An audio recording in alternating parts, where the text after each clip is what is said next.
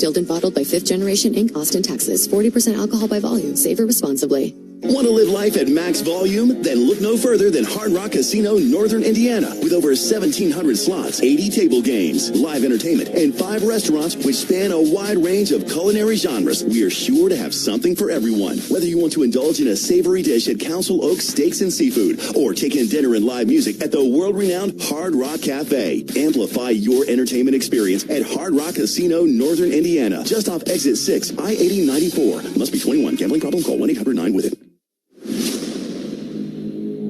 White Sox baseball. It's a fly ball out in the deep left center field. It's back there. It is gone! Edgar Carroll wins it!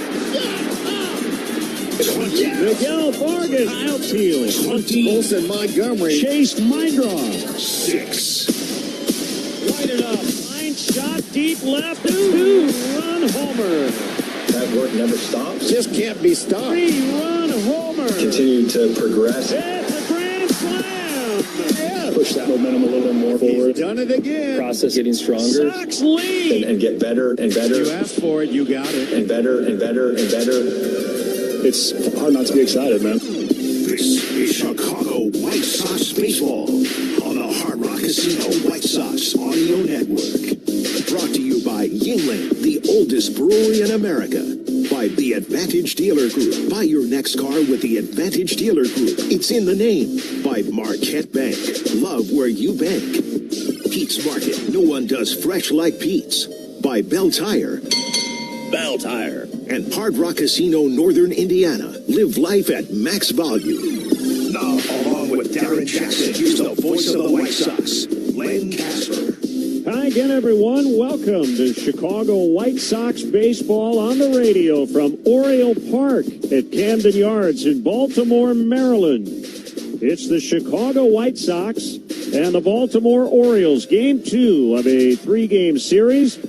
Sox getting this big road trip off to a nice start with an 8-2 win last night. They scored 6 of those 8 runs in the final 2 innings to run away with a victory. Grant Taylor got the win in relief. It was the first White Sox win over the Orioles since the 2024 season. The Orioles lead the season series 3-1. Sox come in a game ahead of Cleveland in the American League Central at 44-39. The Orioles at 39-47 have dropped 5 of their last 6. They are 11.5 games out in the AL East in 4th place. They're 4 back of a wild card spot. The pitching matchup tonight, veteran right-hander Eric Fetty will go.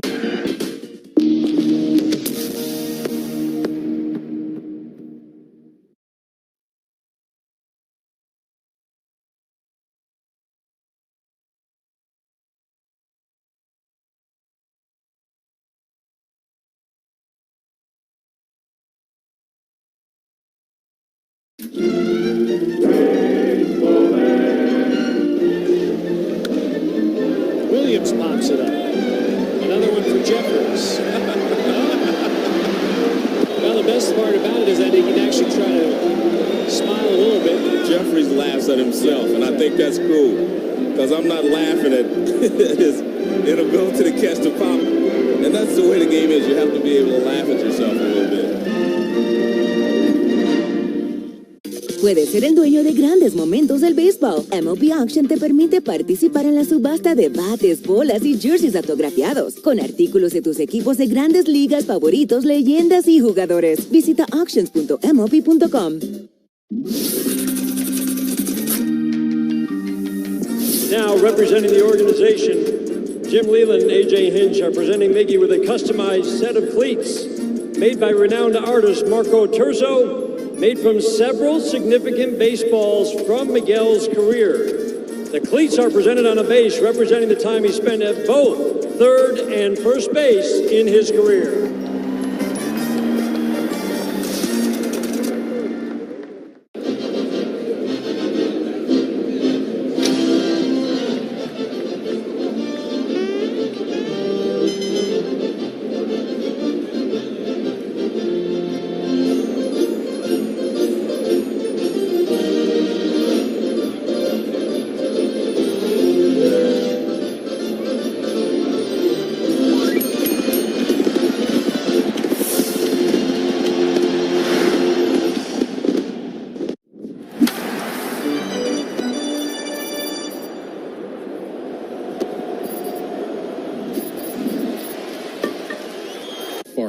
well, there's your problem. What do you mean? Look, nobody's coming over to judge your potato salad. What do they care about? The cooler! What goes in it? Yingling, traditional lager. And that's all it takes? My man, everything else is just sparklers. The 4th of July, celebrate America's 250th birthday with the oldest brewery in America. DG Yingling and Son, Pottsville, Pennsylvania. Enjoy responsibly. Wallner Law helped me get the compensation that I deserve. Wallner Law helped me get back on my feet. Thanks to Wallner Law, I'm at a better place today. Wallner Law cares for you. We're compassionate. We're empathetic to your situation. And I promise you, I will get you more money than any other law firm in the city of Chicago. That is my promise to you. Hire us, win with us, be successful with us. Call us at Wallner Law, 312-8-million. A rejuvenated team lighting up the Southside fan base. Deep left field. It's going to be. We do feel like we're going to take another step forward. A home run. Chicago White Sox baseball. ESPN Chicago.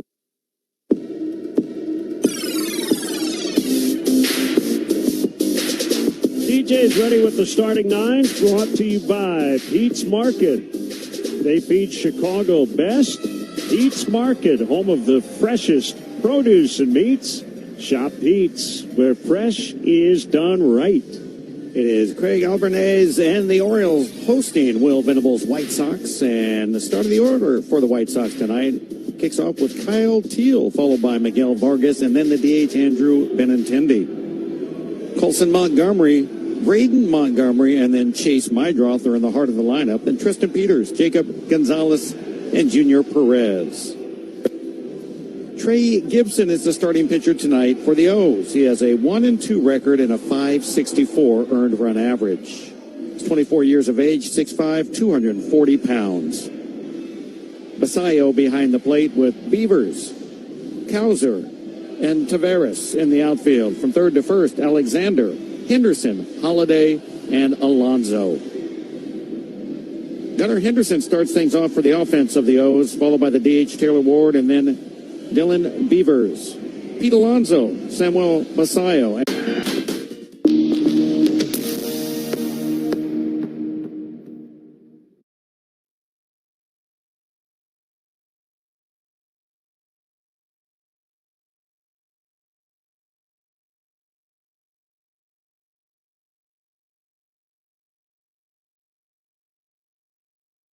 Puedes ser el dueño de grandes momentos del béisbol. MLB Auction te permite participar en la subasta de bates, bolas y jerseys autografiados, con artículos de tus equipos de grandes ligas favoritos, leyendas y jugadores. Visita auctions.mlb.com.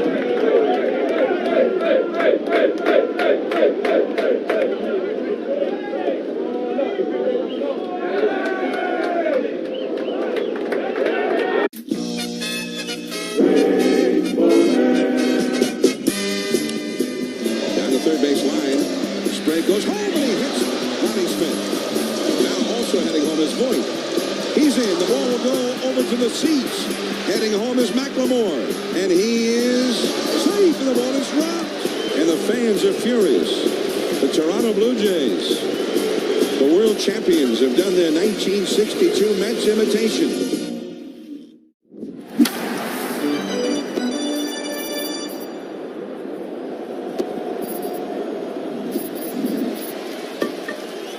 In white pants. It will be Trey Gibson. Richard Russell Gibson making the start for the Orioles tonight. First time facing the White Sox. He is a 24-year-old rookie. Actually made his debut couple of weeks before his 24th birthday back in early May. And he's got all three fastballs, sinker, four-seamer, cutter, good slider, curveball. I mean, he throws just about everything, but that's kind of where we are now in the league. Gets a lot of ground balls, high percentage at 54%. Not pitched a lot of innings, just 30 innings so far, allowing 31 hits, 19 walks, so he's had a high on-base percentage against. Take advantage of that tonight. Our broadcast booth is brought to you by Bell Tire this 4th of July, and that's coming up this weekend. You can save up to $340 on tires and more at Bell Tire. It's the only steal happening today. Someone won't be mad about. Kyle Teal in the leadoff spot tonight. For the second time in his career, he's filling in as a leadoff man for Sam Antonacci. And our buddy Dave Marin, Sox nerd on Twitter, notes it's the 7th time a catcher will lead off for the White Sox. Bruce Kim did it a couple of times in 1980. Brian Downing led off 3 times back in the mid-70s. So it's the right-hander Gibson to the lefty Teal. First pitch is fouled in the air, back and out of play. And we're underway. Kyle Teal tried to make it 1-0 on the first pitch of the game. It's 85 degrees here in Baltimore. The pitch inside on a fastball at 97. And it's only going to get hotter tomorrow on getaway day. But it's hot everywhere this week. The pitch. He bounced a slider out in front of home plate. 2 balls and a strike on Kyle Teal. 1 for 5. He knocked in a run last night. And had a perfect 4 for 4 night behind the plate in the ABS challenge system. The pitch. Low and in on a fastball. Ball 3. Kyle kind of showed he was in swing mode. He had to check his swing on a pitch that was not close to being a strike down and in. So he was letting everybody know, I'm swinging. Deep breath by the right-hander. The pitch. Curve inside, ball 4, a leadoff walk. That's pretty good, right? After the first pitch of the game, he fouled off with intent trying to go deep. And from there, no, he draws the walk. That'll bring up Miguel Vargas, who had a great night last night. And a couple of outs he made were great at bats. He was robbed of a home run by Colton Cowser in the 5th inning.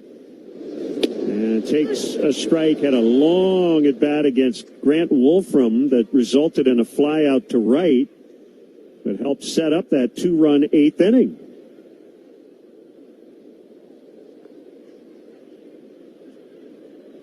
The pitch. Fouled back to the screen. 0-2 on Vargas. We'll find out on Saturday what the All-Star rosters look like, and if Vargas is not on it, there should be an investigation. Right? We say that every year about players, don't we? But he's been the White Sox best player. Yep. 0-2, and he strikes out swinging this time. Slider dipped low and out of the zone. That's the first out. Boy, what a bounce back for Gibson. After throwing 1 strike to the leadoff man, he threw 3 in a row to get the number 2 hitter. That'll bring up Andrew Benintendi. First action of the series. He's the DH. Teal's at first, 1 out. We're in the opening frame. The pitch by Gibson is low, and it just got away from Basayo right at the feet of the home plate umpire, Mark Wegner, who danced out of the way. But Teal ended up staying at first. Yeah, nice athleticism shown there by Wegner. Did a little bit of a moonwalk, it looked like, and avoided stepping on the baseball while doing so. Henderson, the shortstop, shaded towards second base. The pitch. Benintendi hooks a line drive fair into the corner and right. Teal making his way to third base. He's going to be set. And there's some trouble getting that ball back in as Teal will score. We lose sight of the right fielder in that corner. Tavares was out there for a long time. It'll be a double for Benintendi, and it's 1-0 Sox in the first. Yeah, you're not kidding. Where we lose sight, you know there was some kind of problem as Tavares went over there to try and collect that ball. Benintendi went down to a knee on the finish of that swing, and it took him a second to get out of the batter's box. But we'll get a look. Ball carried him the wrong direction, and there's a corner. Tavares had to come back around to throw the ball back into play. Yeah, that's very odd. I love it. A little corner there where you have to actually go around the wall as Montgomery swings and misses, and he kind of darted a look at the catcher. Wondered if that was catcher's interference, but maybe caught Basayo on the follow-through. You know, more on that corner. The ball kicked away from the right fielder into this corner, and then the right fielder had to run around back into the field of play. Fastball strike makes it 0-2. How about that? Either right fielder grabs the ball, stares at a wall, and says, well, I can't see home plate and throw from here, so let me take a few steps to my right. I'll hit the cutoff man from there. Had it not been because of that, we probably don't score the run. That double by Benintendi, his 12th. Sponsored by Tito's Handmade Vodka. Here's an 0-2. He struck him out swinging on a high fastball. Tito's is America's favorite vodka for a reason. Distilled and bottled by Fifth Generation Inc., Austin, Texas. 40% alcohol by volume. Savor responsibly. You know, down. The two strikeouts in this inning of Vargas and Colson Montgomery have been them swinging at pitches out of the strike zone. Now Braden Montgomery, Teal still at second, and he takes, or Benintendi rather at second, takes outside on a curve. That was close.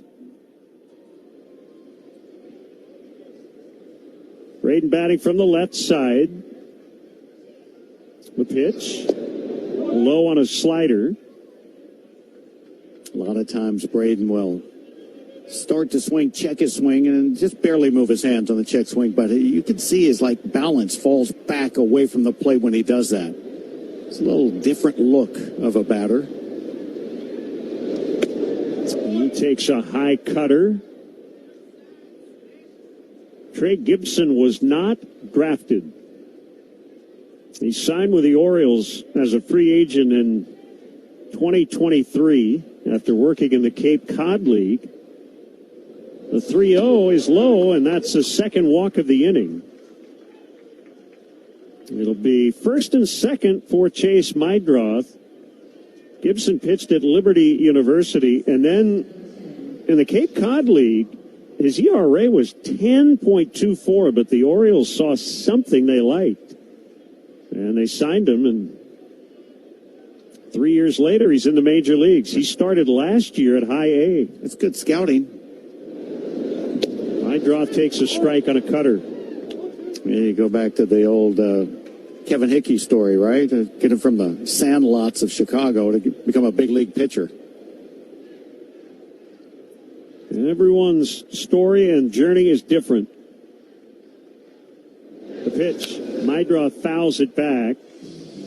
0-2 on him. Both teams TBA tomorrow, but we have an idea it'll be Noah Schultz and Dean Kramer.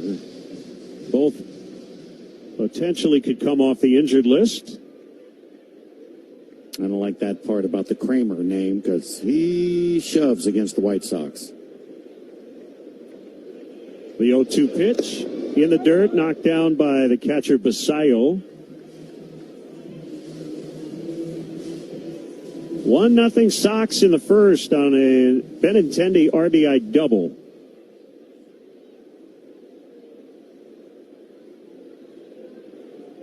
And you're right about Kramer. 3-0 with a 1.54 and 4 career starts against the Sox.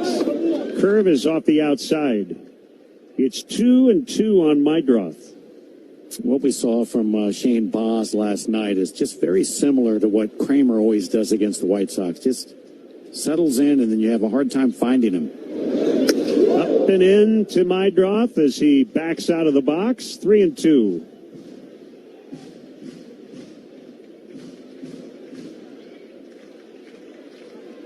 Both runners will be moving. The stretch, the payoff. Low, he walked him, and they're loaded. Nice at bat it turns out to be for Mydroff.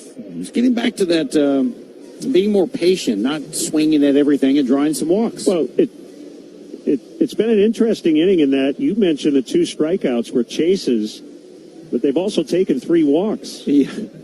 Yes, so we have 2 batters in Vargas and Montgomery that just went up there swinging. And in all honesty, Vargas in particular, I think he swung at 3 pitches out of the strike zone. And then Colson for sure swung at least 2 out of the strike zone. Not even close, but he was in swing mode. Drew French, pitching coach, out to talk things over. The batter will be Tristan Peters. Hey, join us in the ballpark Saturday, July 11th. The White Sox take on the Athletics at 1:10. Come early for a pregame MLB draft watch party. Enjoy 20% off all food and beverage, plus entertainment around the ballpark. And stick around for the postgame alumni home run derby presented by Blue Moon. Get your tickets at whitesox.com/derby. Peters recently hit his first career grand slam. Bats with 3 on. It's a hard bouncer to the second baseman. Picked up by Holiday, and he'll flip to first. Sox get a run. They strand 3 after a half from Baltimore. Sox 1.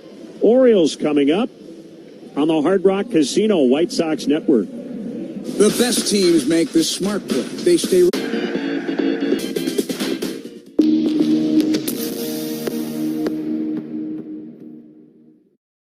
The captain, Derek Sanderson Jeter, is one of the winningest players in Major League history. He was wearing these very batting gloves when he notched one of those most memorable hits, the 3,000th of his career. We're supposed to spit in them like they do the batting gloves? No spitting. This is a non-spitting museum. He's just the second player in history whose 3,000th hit was a home run. The first was a former teammate from the Yankees' 1996 World Series championship team. But before he began his Cooperstown-bound career, Bonds would cross paths with another future Hall of Famer. September 6, 1995, the Iron Man played his 2,000th 131st consecutive game, surpassing the unbreakable record of the Iron Horse. Now that's how you pass the torch. Go to baseballhall.org to plan your visit to the National Baseball Hall of Fame and Museum in Cooperstown, New York, and catch every episode of Hall of Fame Connections on MLB.tv.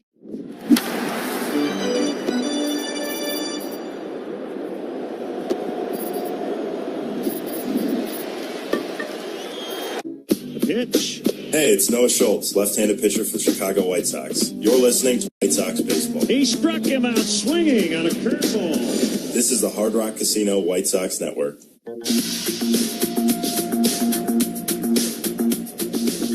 If the Sox win tonight's game, Walner Law will make a donation to the Greater Chicago Food Depository. Walner Law handles the toughest car accident cases in Chicago. Gunnar Henderson takes a strike on a sinker from Eric Fetty. Call 3-128-million. Walner Law, win with Walner. 1-0 Sox in the first. Henderson takes a cutter for a strike. Fetty came in with the lowest strike percentage in the major leagues, so I'd like to see him pumping that zone here early on. He's been throwing more first pitch strikes of late.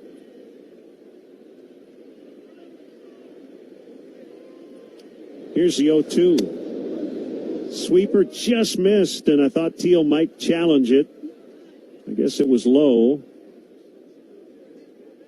1-2.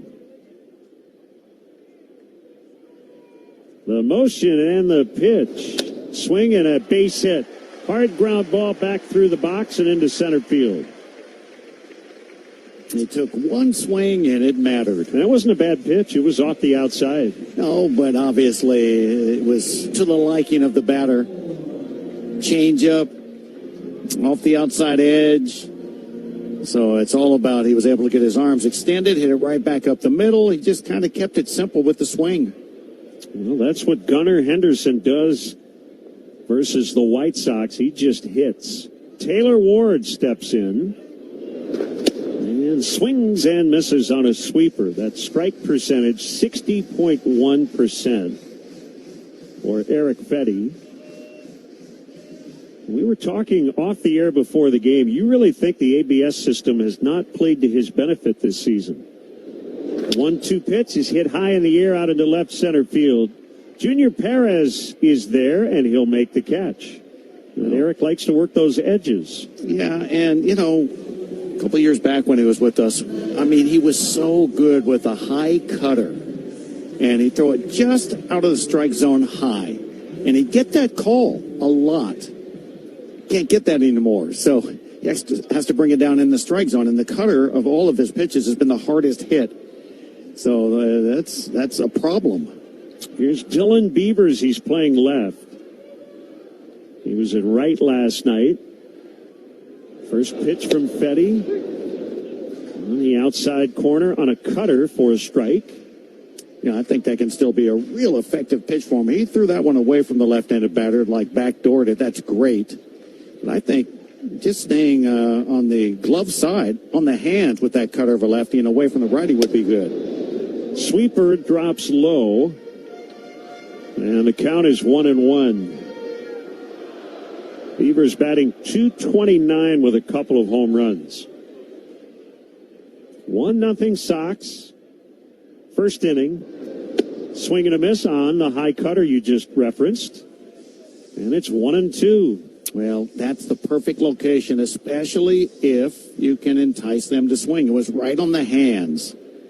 Just a really nice location, and now he's got a batter proving, hey, I'll chase. The set and a throw over to first, and Henderson dives back in. Still some sunshine hitting the right field area, and just part of the batter's eye wall in center. Lights are on. Little breeze blowing straight out towards center. And Fetty will throw over again late.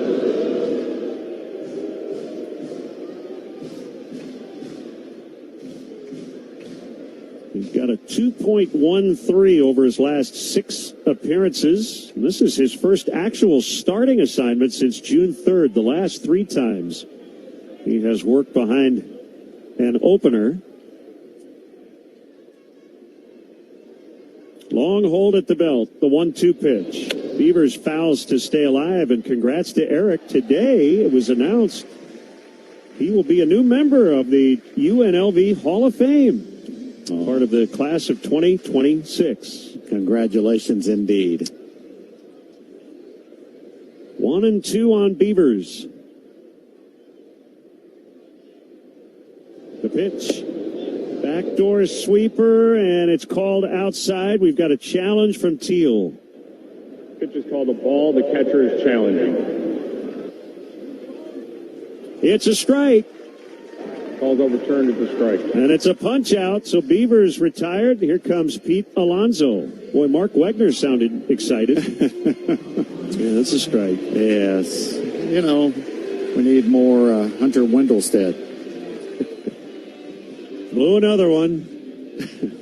No, you didn't say that, but no, that's the tone. That was the tone, yeah. All right. Guess we got to challenge it. Outfield deep against Alonso, and he takes low. The ball kicks away from Teal to the right, but Henderson will stay at first base.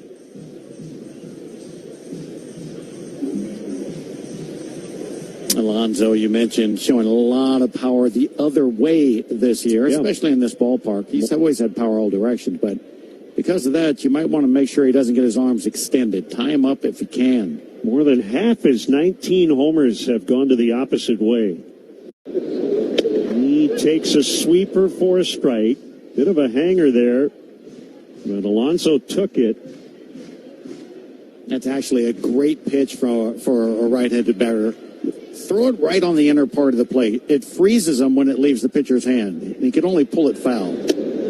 Tried it again, and he got a strike on the front door sweeper. That's it. Stay with that, and now you... Pitch is called a strike. The hitter's challenge. So Alonso is challenging. This looked pretty good to us. Caught all the plate, it looked like. And it did, and Alonso cannot believe it. Baltimore has one challenge remaining. And he is upset with himself. Well, what's that tell you, too? If he thought that was inside and they caught all the plate, his vision is away.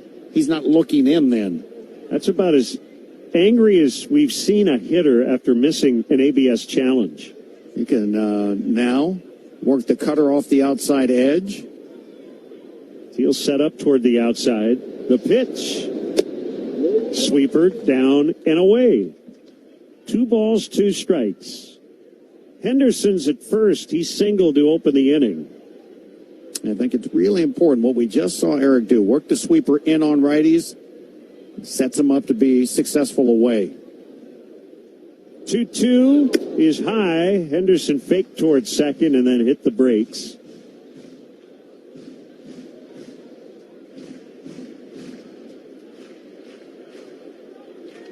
Fetty has been good in his career against the Orioles. 2-2, but a 1.56 ERA. Runner goes 3-2 inside. He tried that front door breaker again, but it didn't find the plate. And that's a 2-out walk. Before Basayo bats, 10 for ID on the Hard Rock Casino White Sox Network.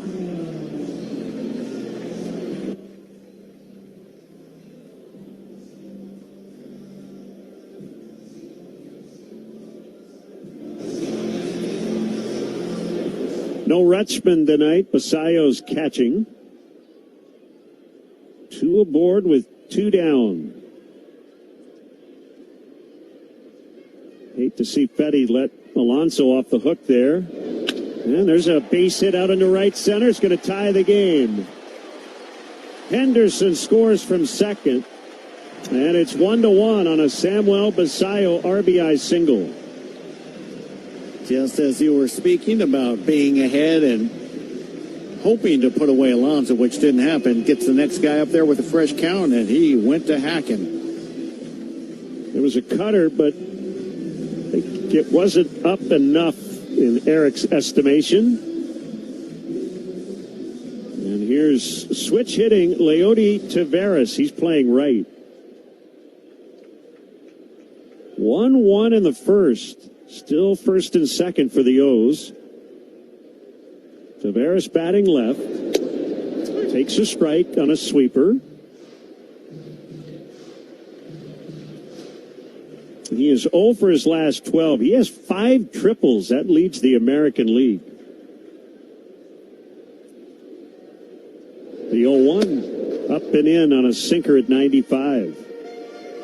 Yeah, he can really move, Taveras. And he hits those line drives in the gap in right center and down the right field line, and forget about it. He's going to hit up on third. Wind has picked up a little bit, blowing straight out. Knee-high changeup makes it 1-2.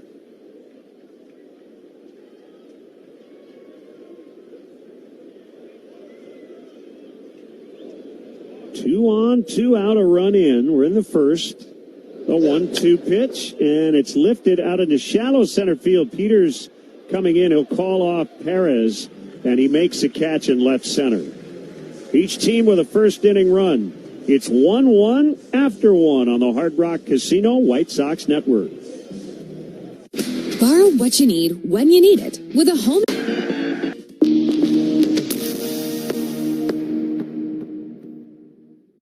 Sitting beside Mike in the clubhouse, he's a huge card guy. Just watching him go through boxes and boxes of cards, I kind of got a little bit of the edge. You rip a pack and you just kind of get what you get and see what you see. Yeah, so see what we got.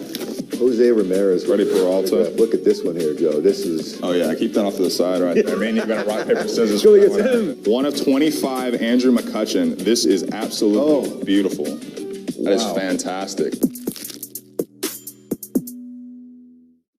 Te encantan los jugadores. Te encanta el juego. ¡Y se fue! Ahora puedes ser el dueño de grandes momentos del béisbol. MLB Auction te permite participar en la subasta de bates, bolas, jerseys autografiados y más, con artículos de tus equipos de grandes ligas favoritos, leyendas y jugadores agregados toda la temporada. Cada artículo es autenticado por MLB para asegurar que lo que llega directamente a tu hogar es original. ¿Quieres una parte del juego? Visita auctions.mlb.com.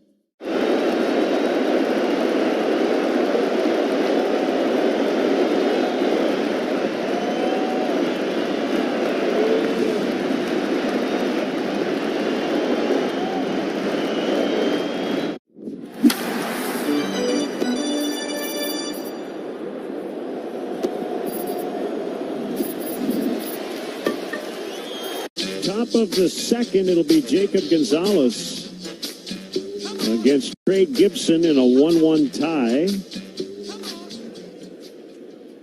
Gonzalez 8 for his last 17. He had 2 hits last night, and he fouls back, knocked in 3, and the Sox 8-2 win.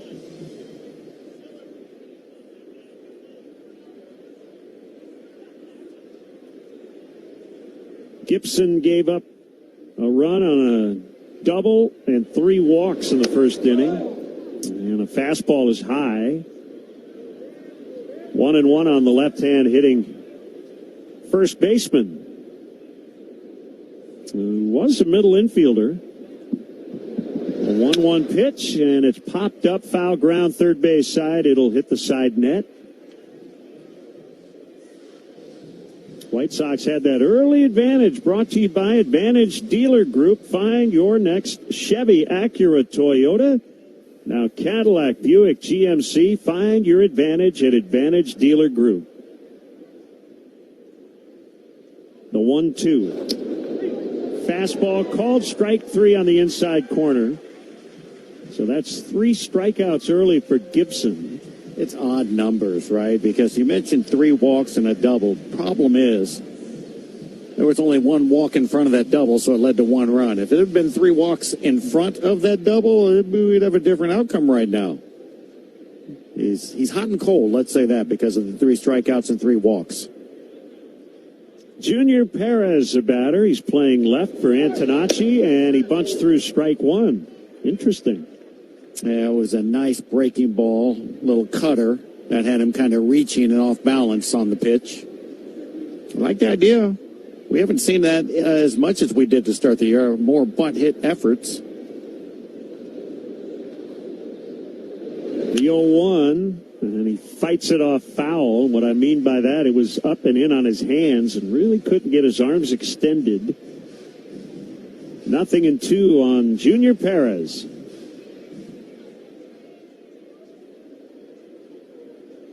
Batting .250. Not a lot of playing time. And he takes low. He's 3 for 12. One of those hits a home run. Playing in his 10th career game tonight. He turns 25 on the 4th of July. That's Saturday. 1-2 low again. Ball 2, 2-2. Saturday, he'll have birthday and he'll be in the park. We'll be in Cleveland. Saturday. Yeah. And it's the 4th of July. Swing and a miss, strike 3 on a high sinker. 4 Ks. So 9 batters in. 7 of the plate appearances have ended in a walk or a strikeout. Yeah, right now, I don't know which way I'm leaning, if this guy's just filthy nasty or if he's just effectively wild. Because he's got both things working. Now faces Teal, who walked and scored in the first. And he swings and misses on a cutter. Gibson hasn't gone too deep in his starts. This is his 8th appearance and his 7th start. He has yet to complete 6 innings. He's only gone 5 innings or more twice. He made 9 starts at AAA. The 0-1 to Teal is low.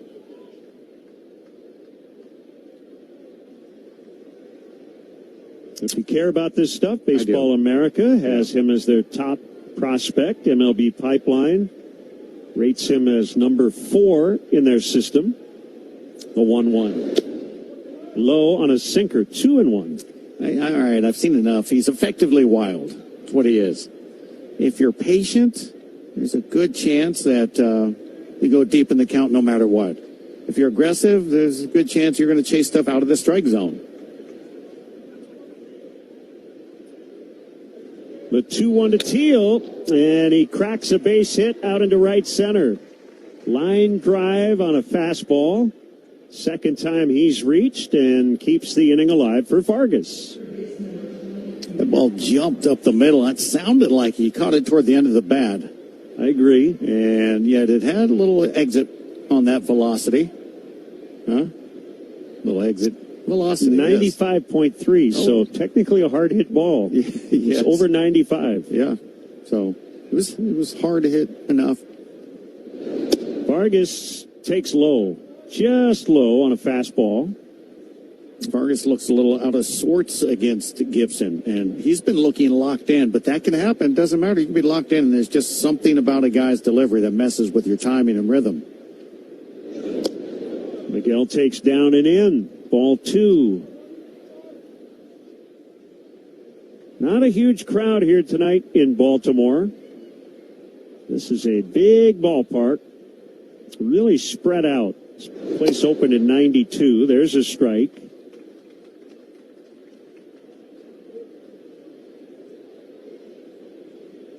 They've made some renovations here.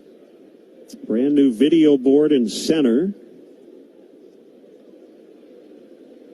And a new sound system. Swinging a hard ground ball to a backhanding Henderson at short. He'll feed Holiday at second. And they force Teal. After an inning and a half from Camden Yards, Sox 1, Orioles 1 on the Hard Rock Casino White Sox Network. Waddle, it's my first.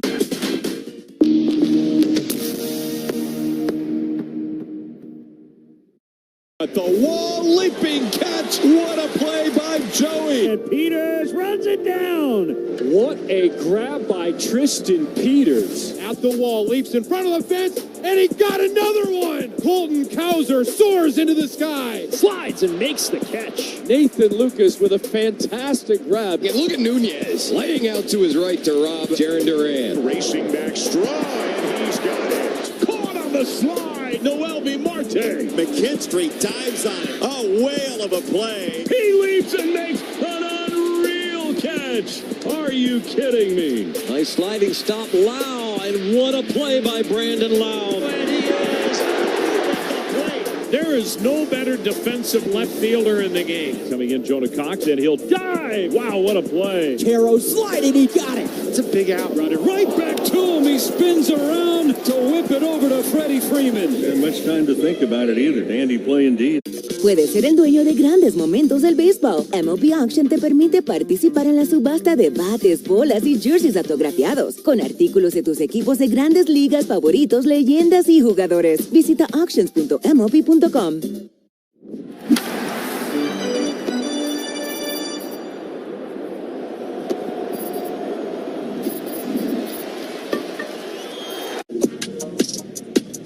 Orioles are bat in the bottom of the second against Eric Fetty in a 1-1 tie.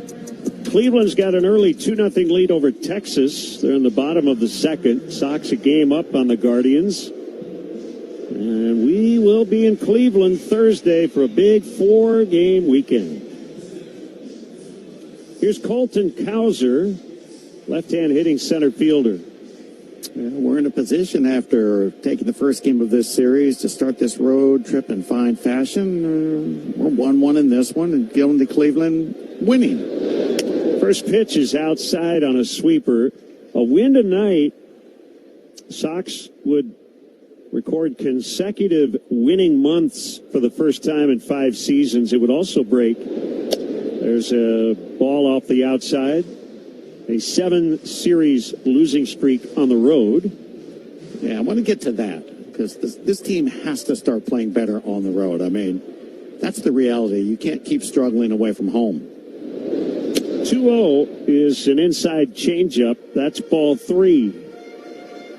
Big thing, right, is how poorly they've pitched on the road in comparison to home. I mean, 16-25 record away from home, and a team ERA coming into this at 5.31. That's just got to be better if you're really thinking about competing for this division and going into the playoffs thinking about winning.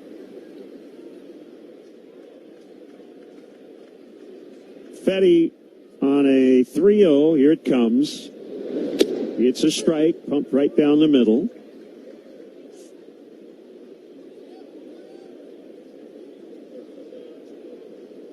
Cowser hitting 7th in their order, 232 season average, and he walks. Takes a sweeper off the outside. Lead-off walk. Here's Blaze Alexander, the third baseman. Well, they've had the leadoff man aboard 2 straight innings. Last time it was a leadoff single. He came around to score. Alexander having a nice year, but he is 2 for his last 15. Right-hand batter. And takes low on a sweeper, and Teal will challenge. Pitch is called a ball. The catcher's challenging. I think he recognizes that he may have, just low. Teal had this look on his face, and they showed a close-up on our monitor like, He probably replayed the pitch in his mind and recognized after the fact that, no, that was actually low. So 1 ball, no strikes. Each team losing a challenge in the early innings. The pitch. Swung on and hit in the air out into deep right. Braden Montgomery will make the catch on the warning track dirt. 1 down. That'll bring up Jackson Holiday. Create your own game plan with a 10-ticket flex pack. You pick the matchups and the seats. Total freedom, total fun. For more information, visit whitesox.com/ticket plans.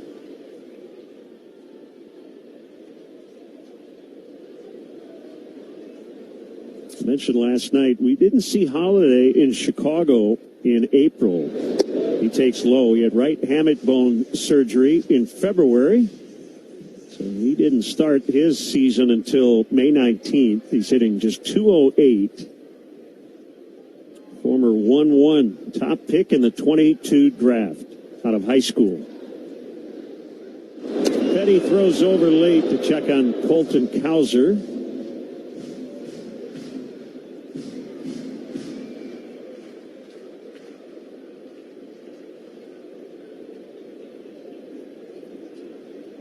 Holiday still just 22 years old. The pitch with a runner going. There's a chop to second. Mydroth's only plays first. He'll underhand flip to Gonzalez for the out. Well, that looked like a hit and run just by the way it played out. I doubt it was.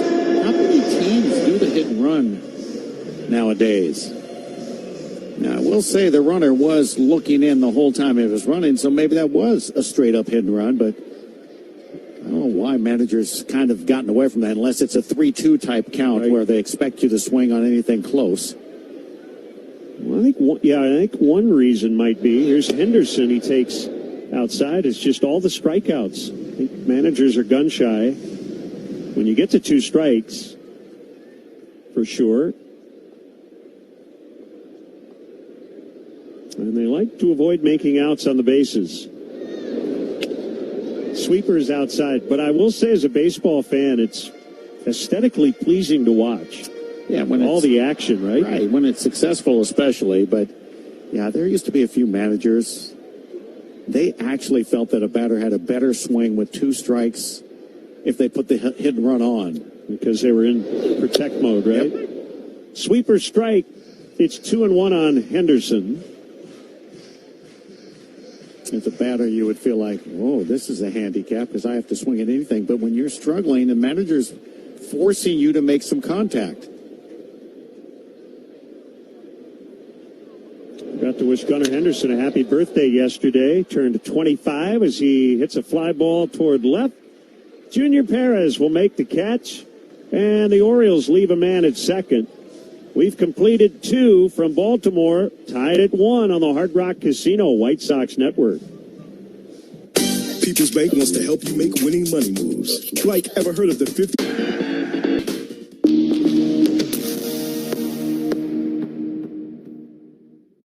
We're talking about power. We're talking about bling. This is the stuff that puts people in the seats. Ruth's adoring fans pitched in to gift a crown fit for the home run king. How come the fans didn't, put something together for me? They gave you a nice round of applause. Good job, Carlos. That man is 42 years old. I'm only 22. Until that man stay on that mound, nobody going to take me out of this game. Okay, let me see what I can do about it. Right now, I feel like I can go over there and go placata right now on the field just because I held this batter, Willie Mays. I'm not giving it back to you. You need it back? Okay, you can continue talking. And you're just going to hold on to it? Yeah.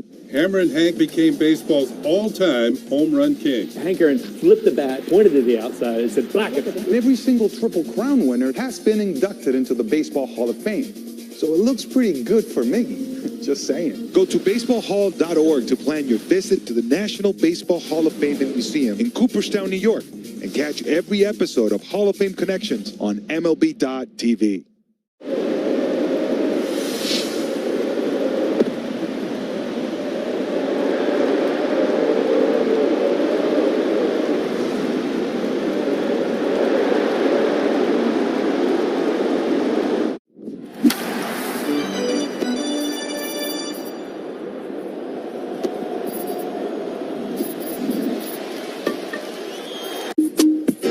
Andrew Benintendi in the third. He doubled home the first run. It's 1-1. Trey Gibson, a right-hander, lets it go. And it's a low fastball. The heart of the lineup brought to you by Northwestern Medicine, home to Illinois' top-ranked heart and vascular program for 18 straight years by U.S. News and World Report. Benintendi takes a strike on a cutter. When Gibson works out of the windup, he'll take his hands over his head, kind of like an old-school delivery, but it's not to start his actual delivery. There's a grounder foul. He'll do that and then go into his motion. So I don't think that counts in terms of the pitch clock. I agree. Because his feet don't move. Right. That's something that Max Scherzer has always done, that move. Yeah. I mean, just to keep that arm loose. Slider misses low. 2 balls, 2 strikes on the left-hand hitting DH. Well, I'm going to tell you now, Gibson's that guy. He's just effectively wild. Here comes the pitch. There's a hard one bouncer past Alonso into the corner and right again for Benintendi. This time, though, he's got to stop it first. That ball hit the sidewall and caromed right to Taveras. Yeah, Taveras had a little more luck right there. Alonso got a glove on it and kind of deflected it more toward the sidewall where it caromed right back out to the field of play. If he doesn't touch it, it probably ends up down in that corner again for a double. So second time in 3 innings, the Sox have put the leadoff hitter on base. Olson Montgomery takes a strike on a fastball. He might get a day off tomorrow. Will Venable trying to find some time to give a lot of the regulars a day. It was Benintendi last night, Antonacci tonight. Montgomery hits a high fly ball to right, and that baby will go out onto Utah Street. A 2-run shot, and it's his first in a while. That's number 21. It's 3-1. Yeah, that was a little say hello to my little friend swing right there. Absolutely crushed a little breaking ball down, and that had to feel good because that bat has been missing the sweet spot till that swing. Career homer number 42. So he has matched his career high set last year as a rookie.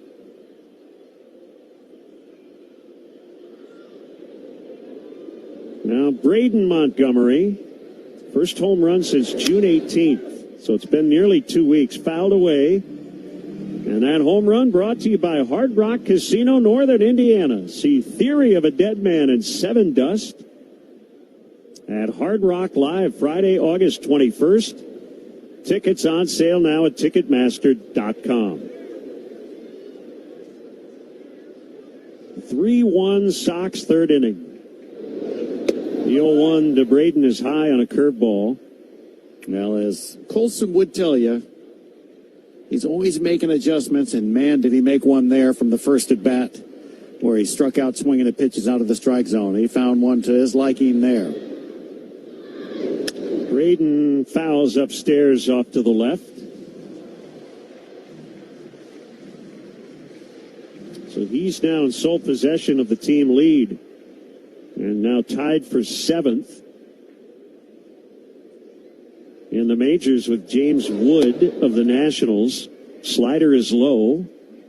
Count now 2-2 on Braden Montgomery. Still nobody out. Benintendi singled and Colson hit the home run.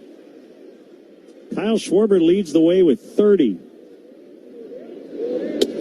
Braden takes inside on a sinker. Ball 3. And Schwarber hit him in bunches, right? It's like 6 in a week and then takes a few days off. Just kind of waits and sees if anybody wants to, approach his numbers, and then he gets hot again and starts hitting bombs. 4 guys have at least 25, including Hunter Goodman, catcher for the Rockies, with 26. The 3-2. Montgomery takes inside on a curve, and he has walked twice tonight. You mentioned Hunter Goodman of the Rockies. That, no matter how you slice it, all the great places to hit in baseball is the best place to hit home runs in baseball. Yep. Even though it's a big ballpark, it's irrelevant. So Basayo wants to talk it over with Gibson before Maedroth bats. We've seen some innings like this, and it's been really good to see where the White Sox all of a sudden just string together 6 hits, a couple of walks. All of a sudden you look up and they've put up a half dozen. They've done it many times. Yeah, and, if you're going to look at anything that's different right now at this part of the game, second time through the lineup. And, again, he is effectively wild. He has been up until that swing by Colson Montgomery. Maedroth takes a low sinker. He's thrown 55 pitches, and basically it's like half and half of striking balls. 27 out of the strike zone, 28 strikes. The stretch by Gibson, the pitch. It's low and in.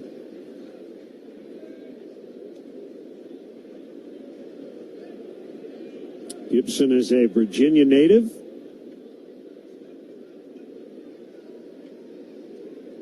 Pitched at Liberty. The pitch is outside on a cutter, ball 3.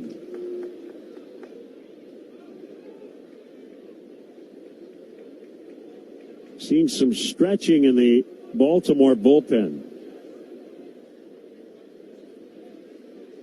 The 3-0, Maedroth takes all the way, and it's low.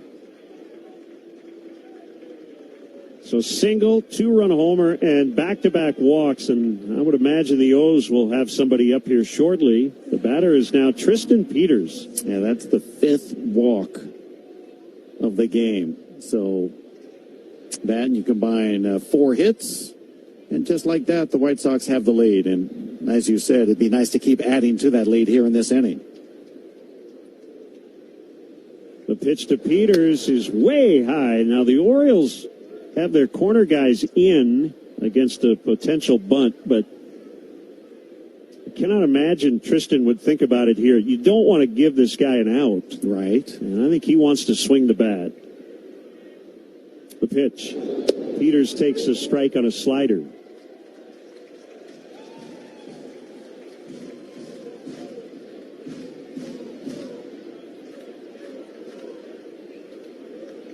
One ball, 1 strike. 2 on, nobody out. The pitch.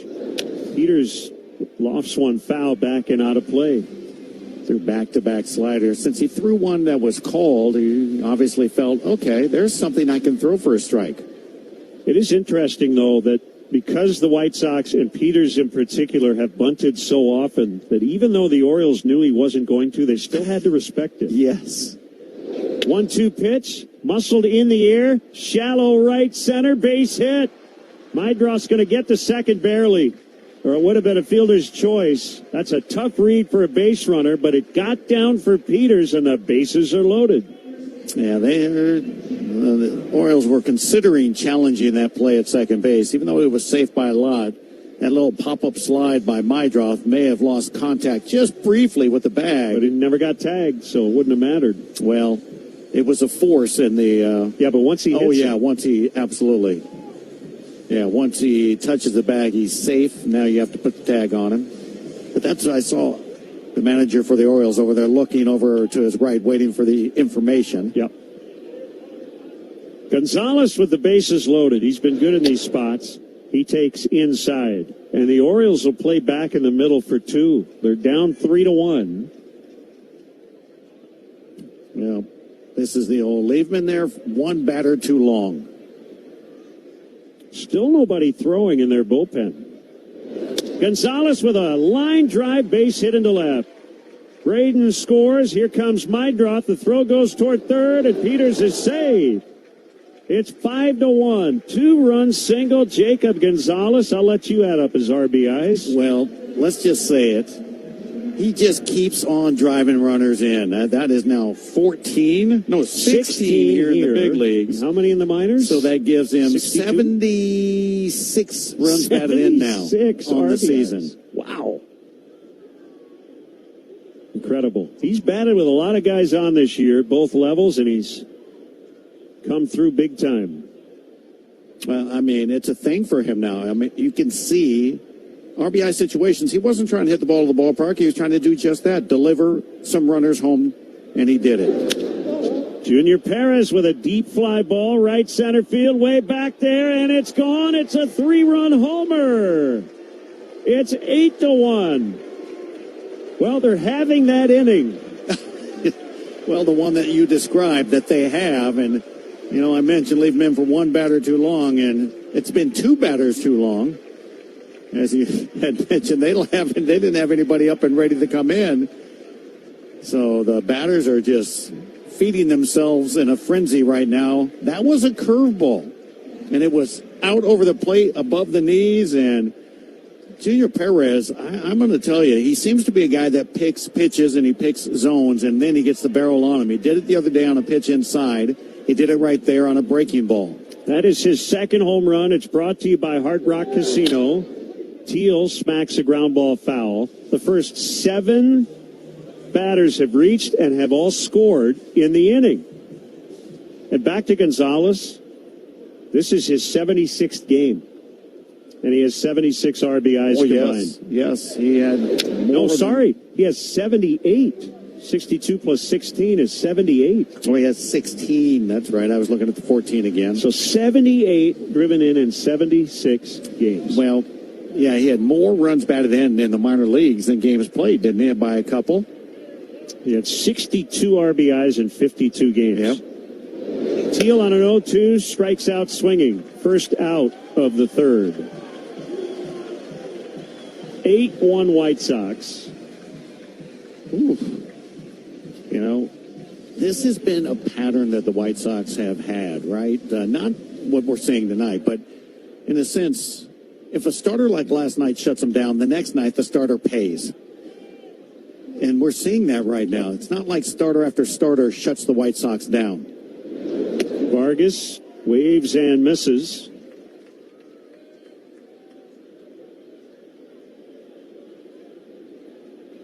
Couple of home runs in the inning, but patience, good contact, and a 7 spot. Vargas takes outside. Josh Walker lefties up for the Orioles.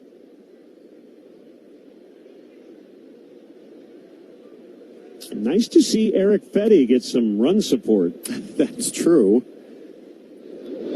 1-1, slider, strike. Vargas will not challenge. Well, it wasn't a strike, and it looked like he was tapping the side of his helmet almost rather than the top. And maybe that's a disqualification. Nope, no tap on the side of the helmet.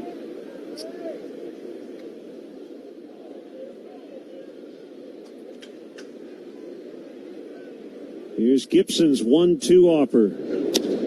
Popped up behind second base, and Jackson Holiday in the outfield grass will make the catch. That'll bring up Benintendi, who opened the inning with a single. White Sox started tonight third in the American League in runs per game at 4.82, and that number will just climb after tonight. You know, and they started the night second in the league in OPS, which it's climbing big time. Benintendi takes a strike on a sinker. Last year, Sox were .399 per game, so they're almost a run better this season. We talked about that, about the difference that it would have made on the total of runs scored. Yep. Swing and a miss by Benintendi. Because of all the close losses last year, and we said if we can just convert that to where we're winning by 1 run instead of losing, then it's a winning year. Well, they're doing it. That's exactly right. 0-2 is high. The Yankees started the day with a 746 OPS, leading the American League. The White Sox with a 739, which has probably jumped up to about 745 right now. The pitch is low. Texas has tied the Guardians 2-2. They're in the 4th inning. Here it's 8-1 Sox. In the 3rd, the 2-2 pitch, low on a curveball. It's got to be a bit of a helpless feeling for a pitcher when you're out there and your arm feels great, but your command doesn't. And you just keep pitching and trying and nothing's going your way and you're looking for help and you're just not finding it. 3-2, and he walked him on a high fastball. And that's what I'm talking about. For a minute there, it looked like he was going to get off the hook, and he was ahead of Benintendi, only to end up walking him. 6th walk. Craig Alvarez will make a change. Sox still batting in the 3rd, leading 8-1 on the Hard Rock Casino White Sox Network. Construction season is here in Chicagoland. Commercial Tire Service is ready to keep your crews moving. Family owned and operated since 1989, they bring over 37 years of experience helping businesses choose the right tires for every job. From construction and industrial equipment to landscaping trucks and trailers, they offer a wide range of tough tires and sizes. With 8 Chicagoland locations, including their newest in Hammond, Commercial Tire Service is the #1 choice for tires when the job needs to get done right. Visit CommercialTireServices.com. Hey, it's the good kid. When it comes to my ride, I don't mess around. Mitch Meyer at the wall, leaping off his glove, and look at Ross Glow preventing a 3-run home run. That is one of the oddest plays. Giles, a long run towards the corner. Crashes through the door. For a moment, I thought he wanted to leave early. A strange-looking defensive play by Pat Burrell. It looked like the invisible man came from behind and tackled him. Wanted out in front of the plate. He's falling forward, and that's a sack of opposite flair. The first thing people realize is the history of Montgomery, and that history is real. So while that history is in the past, it also helps us move forward in a positive way.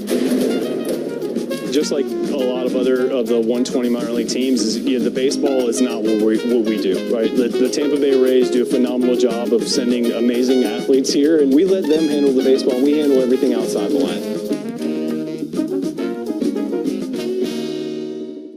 Puedes ser el dueño de grandes momentos del béisbol. MLB Auction te permite participar en la subasta de bates, bolas y jerseys autografiados, con artículos de tus equipos de grandes ligas favoritos, leyendas y jugadores. Visita auctions.mlb.com.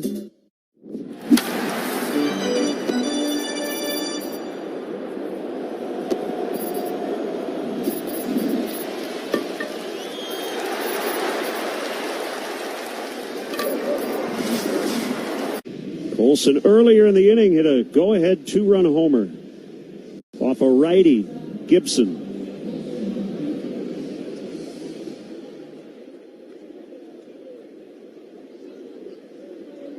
Benintendi at first. 2 down, 7 home in the inning. And Montgomery takes a high fastball.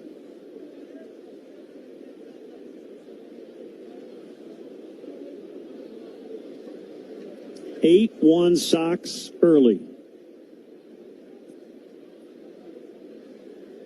1-0 pitch. Popped up out into left.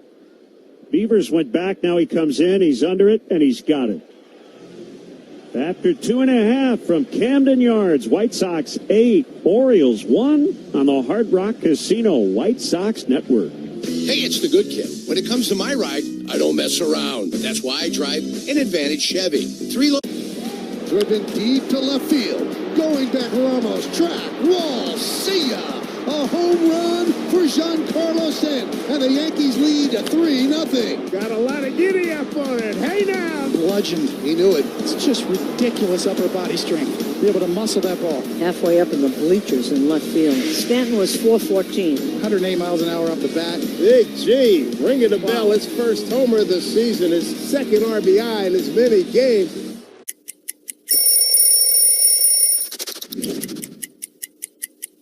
There's so much history here, and when I put it on, and it's so light, it just feels just right. It feels just right. I mean, look at this.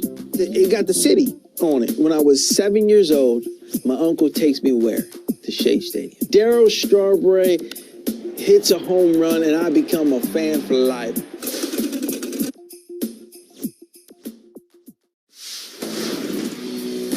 Some overnight oats right before the game. My teammates look at me like, what are you doing, dude? My mom's cooking, probably. She makes some good.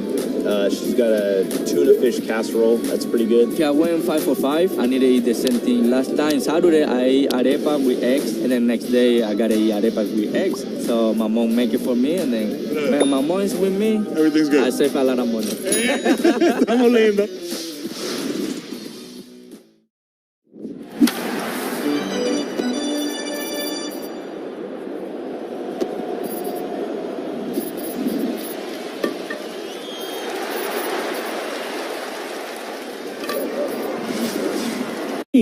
Sox just scored 7 runs, lead 8-1. Eric Fetty against the DH Taylor Ward. First pitch is a little high on a fastball.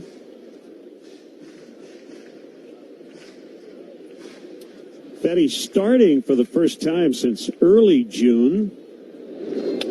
Fouled back by Ward on a sweeper. Sox have pitched really well of late, and a lot of these games at home, obviously, but the starters coming in, and that includes openers, 188 over the last 9 games.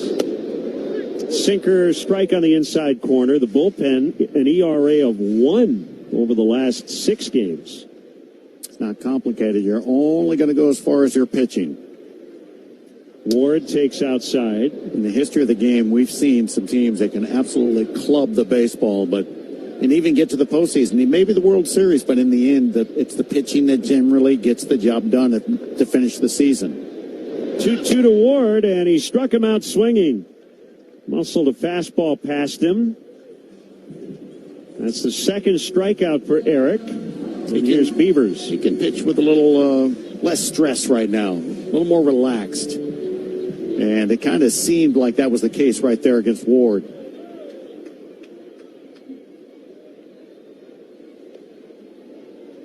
The motion and the pitch, and it's high on a cutter. Big pitching matchup in New York tonight. Tarek Skubal and Cam Schlittler. And right now it's going the Tigers' way, but both pitchers gave up runs in the first. 4-1 Detroit in the second. Changeup is high. The Tigers hit 3 home runs off him in the first inning. Off Schlittler. Carpenter, Green, and Torkelson. Swinging a bouncer over to Gonzalez. He'll take it to first base. Beavers retired. Here's Alonso. Well, I don't think it's wise for anybody to take the Tigers for granted. They've been there. They still have the same hitters. Those guys can hit. a matter of if they're going to get consistent and really good starting pitching, which they got last night from Mize. Yeah, I don't take them lightly. However, they're 13 under 500. Sinker is inside, and unless they get red hot soon, they're just going to run out of time. Chip away is what we've always said around here, right? As Sox fans.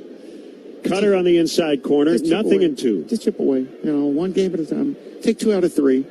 It's kind of like the approach you have to take when you're so far below the 500 mark. Just take 2 out of 3. Well, 2 out of 3. And then you said it. You run out of time by then. They can do that, but it'll be mid-August and they'll be at 500. Yep. And the question is, will it be too late? The pitch is outside. And I think the other thing for Detroit, I think Baltimore applies.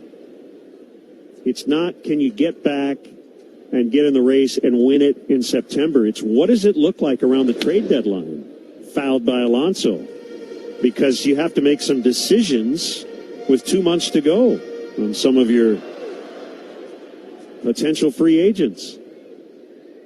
Such an in-depth conversation year after year at the trade deadline. Wave and a miss, strike 3. Alonso with a very awkward pass at a fastball. That's the shutdown inning Eric Fetty needed. 1, 2, 3, and after 3, it's 8-1 White Sox on the Hard Rock Casino. White Sox out toward the wall. He jumps and he made the catch. One of the great running catches at the wall you will ever see. Corbin Carroll with a terrific rolling grab. Sliding catch by the big 6'7" center fielder. Alexander Wheels comes home on wood, and he is out at the plate. No first baseman knows this ballpark better than Josh Naylor. Well, he had to time that leap perfectly. Great diving stop by Young. Using that height to his advantage. Gonna leap and he makes the catch. Diving catch by Shaw. Out goes Lindor, and he makes the running catch. Helps to have closing speed. Diving play by McNeil. What a play. Diving stop. Maestro to his feet. Oh, baby. He caught it. What a great play. That is a tremendous play by Ozzie Albies. And he got it. They got him. That was a terrific defensive play all the way around. Nothing easy about this one.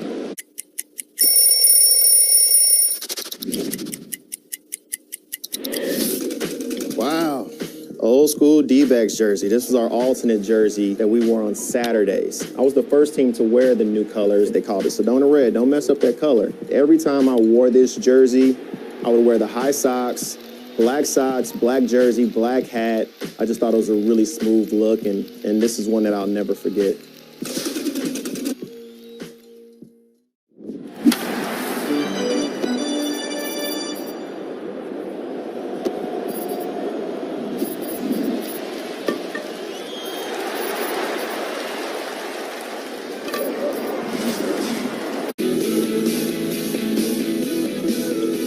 Welcome our listeners in Champaign, Illinois, tuned in on News Talk 1400 AM and 93.9 FM tonight.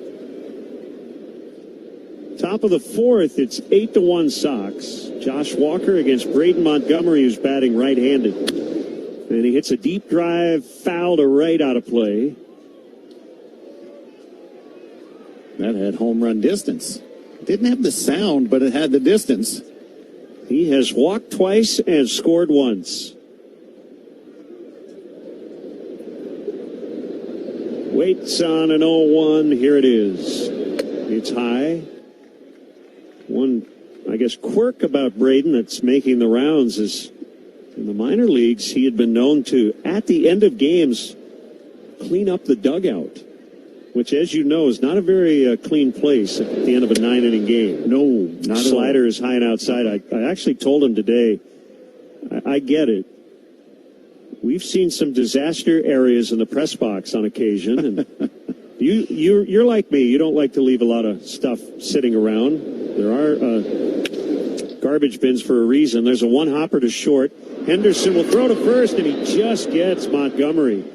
Gunnar Henderson took a little time, and Braden nearly beat that out. Yes, good hustle.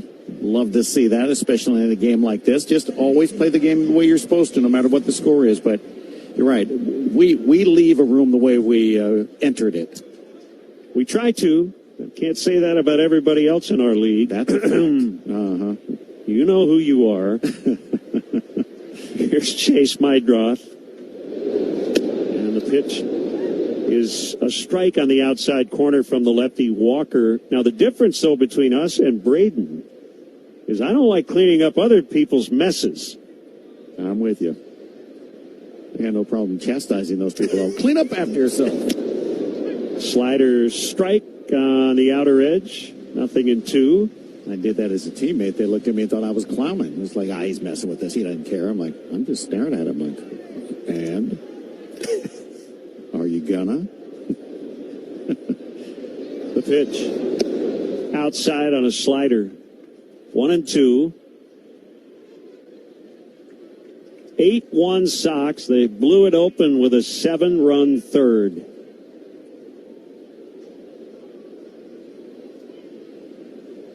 The 1-2. Mydroth with a hard 2-bouncer to Holiday. Picks it up at second. Not a good throw to first, and Alonso came off the bag, but then was able to find it before Chase got there. So a couple of ground outs, and now Tristan Peters. And a reminder, this copyrighted broadcast is presented by authority of the Chicago White Sox. It may not be reproduced or retransmitted in any form, plus the accounts and descriptions of this game may not be disseminated without the express written consent of the Chicago White Sox. Peters takes inside, ball 1. Walker showed last night. He's not a flamethrower. That last pitch was at 93. That's good velocity, but it's going to be all about the location for him. The 1-0 to Peters. Flips a slider in there for a strike.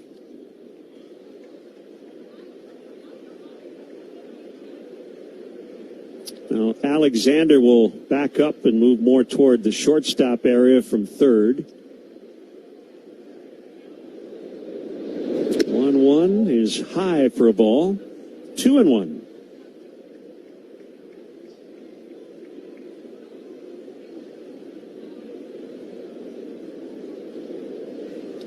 Early game tomorrow, then off to Cleveland, and back home for one last homestand before the All-Star break. 2-1 pitch is high, 3-1. Sox will host the Red Sox and the Athletics next week. Boston playing better ball. They're getting great starting pitching at the moment. The 3-1. It's a strike, might have been high. Peters will not challenge. It's a full count. Yeah, for Boston, they didn't quite turn it around as quickly, if at all, as Philadelphia when they made the managerial changes. Walker's 3-2, lined into right, a base hit. Second hit of the night for Peters. Walker just said, you know what, hit a fastball if you can. And that was no problem at all for Tristan Peters. He's like, yeah, I can hit a fastball. He's turned on it. At the moment, the A's have the following players on the IL. Brent Rooker, Tyler Soderstrom, Zach Geloff, Jacob Wilson, and Denzel Clark. Well, half their starting players. Yeah. Severino as well. Fastball is outside to Gonzalez. Yeah, it's kind of hard to compete, but what we're seeing this year, though, a lot of teams calling up their prospects and those prospects succeeding. Here's the pitch to Jacob, and he fouls back. Game looks different this year to me when I watch all the highlights throughout baseball. Talked to you about this earlier. A lot of teams, not just clubbing the baseball anymore, but a lot of youngsters getting here and getting hits, lots of hits. It's good to see that. The stretch and the pitch. Foul in the air down the left side, out of play. Major League batting average still at just .243.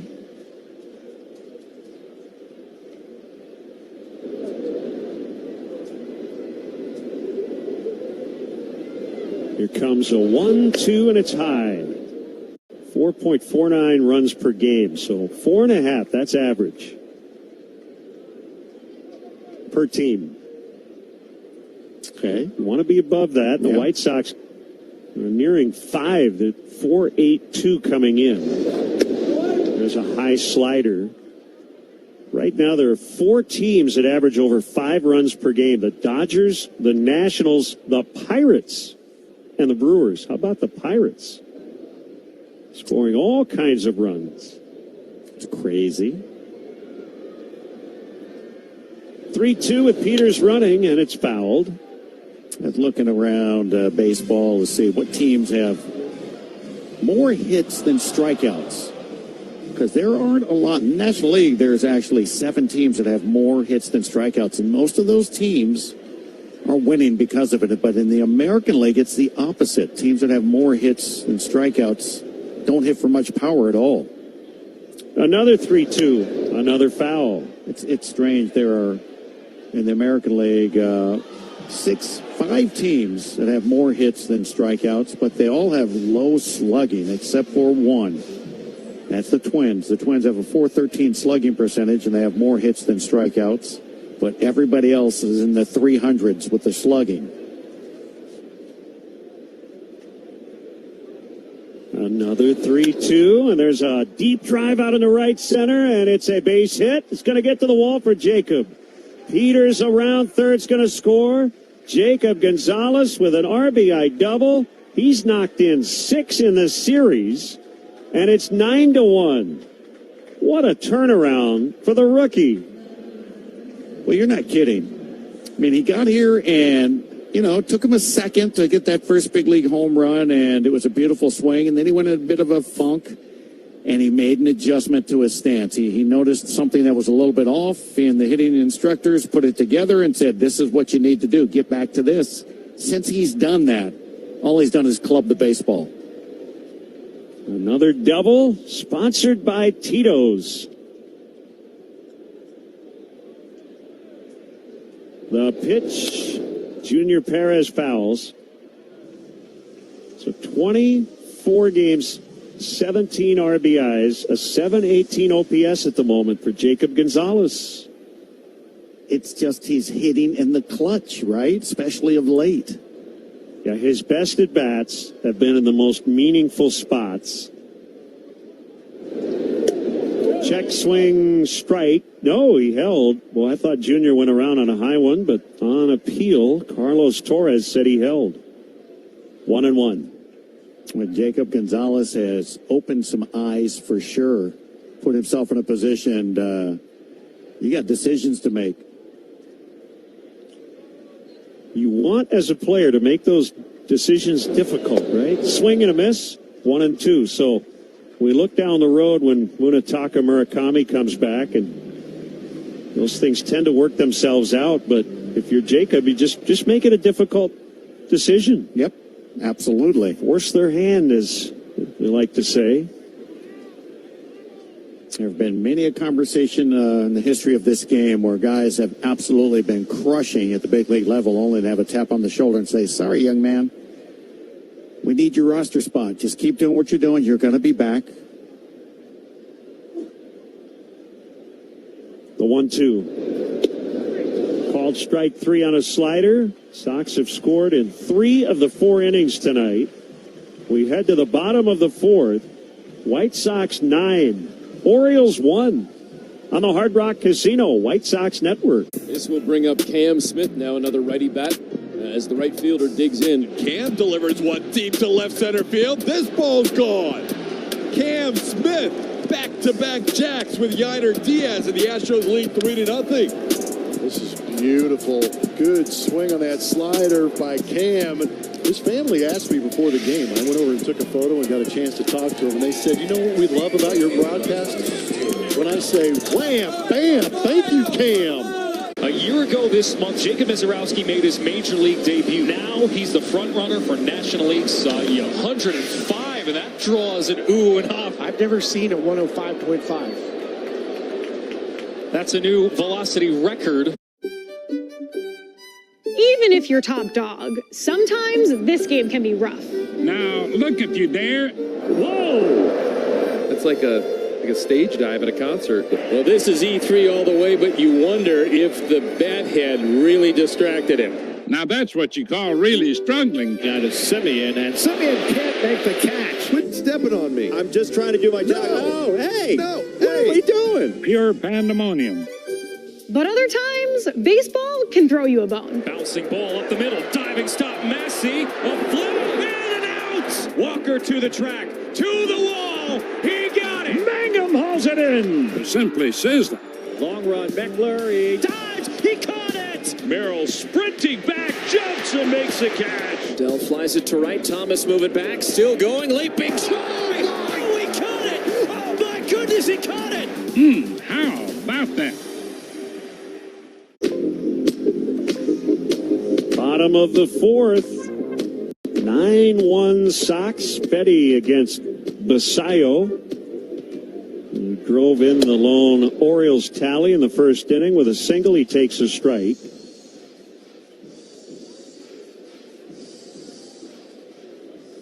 Sox about hit Baltimore 9-2. Here comes an 0-1. It's low on a sweeper. 10 for ID on the Hard Rock Casino White Sox Network.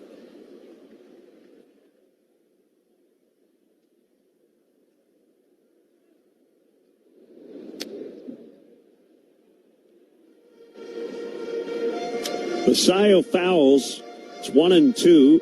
Veteran righty Andrew Kittredge heating up in the Baltimore bullpen. The 1-2 pitch is low on a sweeper. My mind always starts wondering when you bring up Kittredge, the veteran. He's warming up and he's out there going, I want to face those guys. There's a foul. White Sox have put themselves in a position for us to start thinking like that. Like an opponent can't say, oh, I'm excited. These guys are terrible. It's got to be the opposite effect of watching the White Sox offense work now. The pitch fouled back on a high cutter.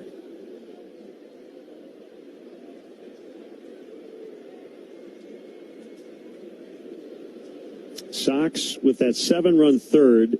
12th time they've scored at least 5 runs in an inning, tied for the third most such innings in the majors. Fouled again. The Pirates have done it 15 times. The Rockies, 14 such innings. But here's a good comp. The White Sox have as many 5-run innings as the Dodgers, and they have one more than the Yankees and Phillies. And we know how powerful those offenses can be. Check swing foul and another high cutter.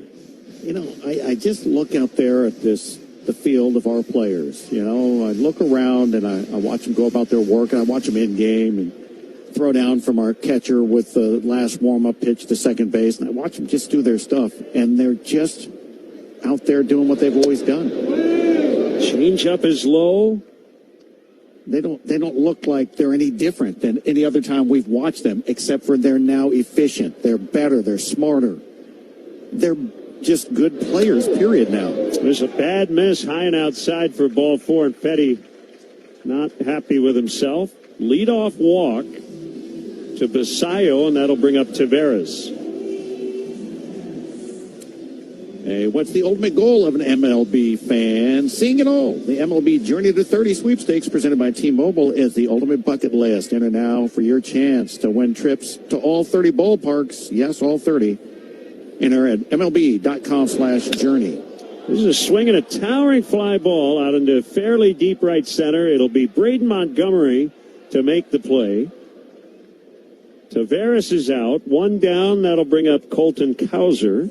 Nothing better, right, than get the leadoff walk, and then you throw one pitch as a pitcher, and you get the next guy out. That's it.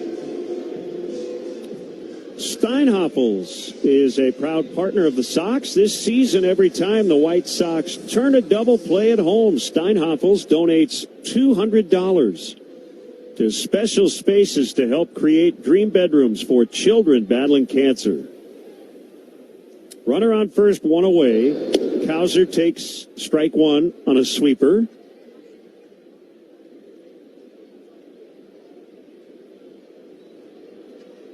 Detroit now leading the Yankees 6-1 in the third in the Bronx. Pitch outside on a sweeper. So the Yankees have lost 5 in a row, and they're going to need a big comeback to avoid a 6th straight loss. They're a game and a half behind the Rays in the East.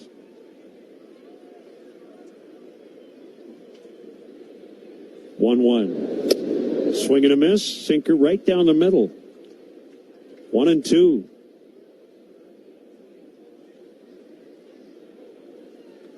Cowser will get a timeout. Fetty is doing what he's supposed to do with the big lead, and he's really trying to attack the hitters, even though mentioned he had the leadoff walk of the inning. But overall, he has been way better just going at these guys now. The pitch. Changeup is outside. You know, I just noticed something about the playing surface here in Baltimore. And not that it really matters. It's just every ballpark, every grounds crew is a little unique. Swinging a high fly ball out into right. Way back there. Montgomery at the wall, and he makes the catch with almost no room to spare. Colton Cowser just missed a 2-run homer. You were saying? A lot of ballparks, in terms of the chalk lines, you know, the home plate circle, we mentioned they've got chalk lines for the on-deck circles. The batter's boxes, the foul lines, they're kind of a combination of paint and chalk. Yep. I think it's all chalk here. Sinker is outside. It looks to me like they have to redo it every single day, and you see some brown spots in that chalk area. Yep. So I don't think they have any paint on the dirt in this ballpark. It's all that soft chalk. Just a little different. Yeah, I would agree. The paint, obviously, is going to be on the grass.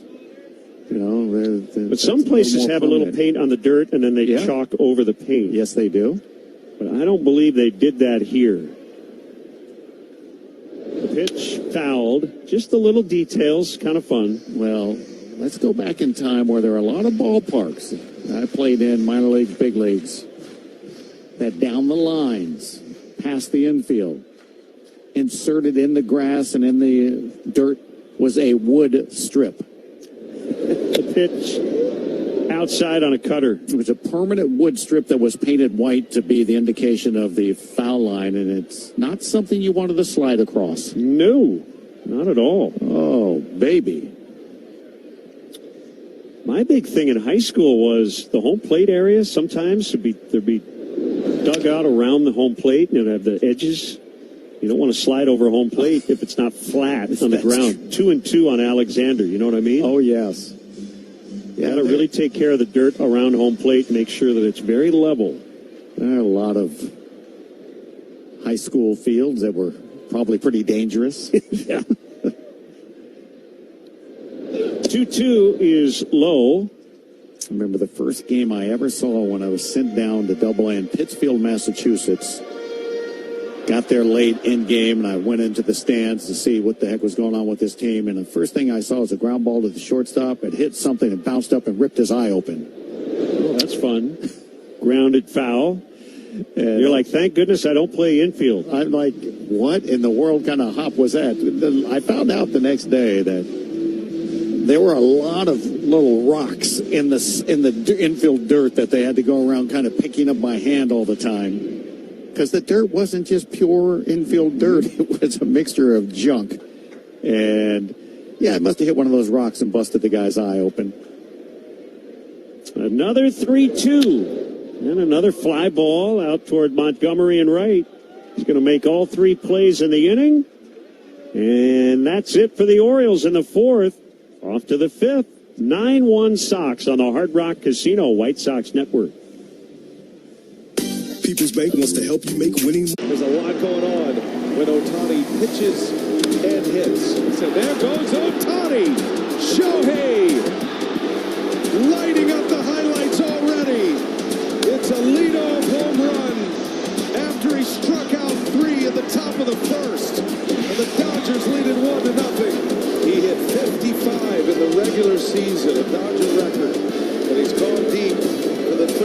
of this postseason, his first of the championship series. It's time for another road trip. We're heading to Birdland. Welcome to Oriole Park at Camden Yards. Opened in 1992, Camden Yards set the standard for new ballparks. Creating the retro classic aesthetic of brick and steel, nestled into a bustling downtown neighborhood, Camden Yards breathed new life into Orioles baseball. Just steps from the Inner Harbor and a short walk from Babe Ruth's birthplace, Camden Yards is steeped in unique history and tradition. The 100-year-old B&O warehouse is a lefty's dream target in right field. Take a stroll on Utah Street and be on the lookout for bronze baseballs embedded in the road. These plaques mark where home runs landed over the right field fence. And of course, in 1995, this was the scene of Cal Ripken Jr. breaking Lou Gehrig's long-standing Iron Man streak. Join in on the Unified during the national anthem. Feeling crabby? Grab some loaded fries from Local Fry. Or maybe head over to Boog's Barbecue and indulge in the delicious 92 crab cake sandwich. The city of Baltimore loves their O's and their ballpark. Puedes ser el dueño de grandes momentos del béisbol. MLB Auction te permite participar en la subasta de bates, bolas y jerseys a tu... You guys in my house. ESPN Chicago.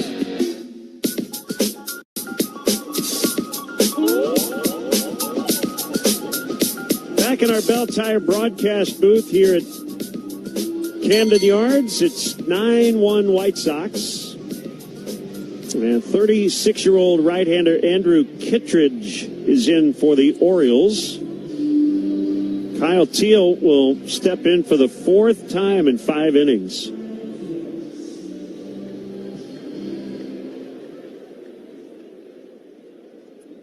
Sox trying to win a road series for the first time in a while. I believe it was in Arizona back in April. Called strike. Sorry, in San Diego. The first weekend of May was the last road series win. Feels like forever ago.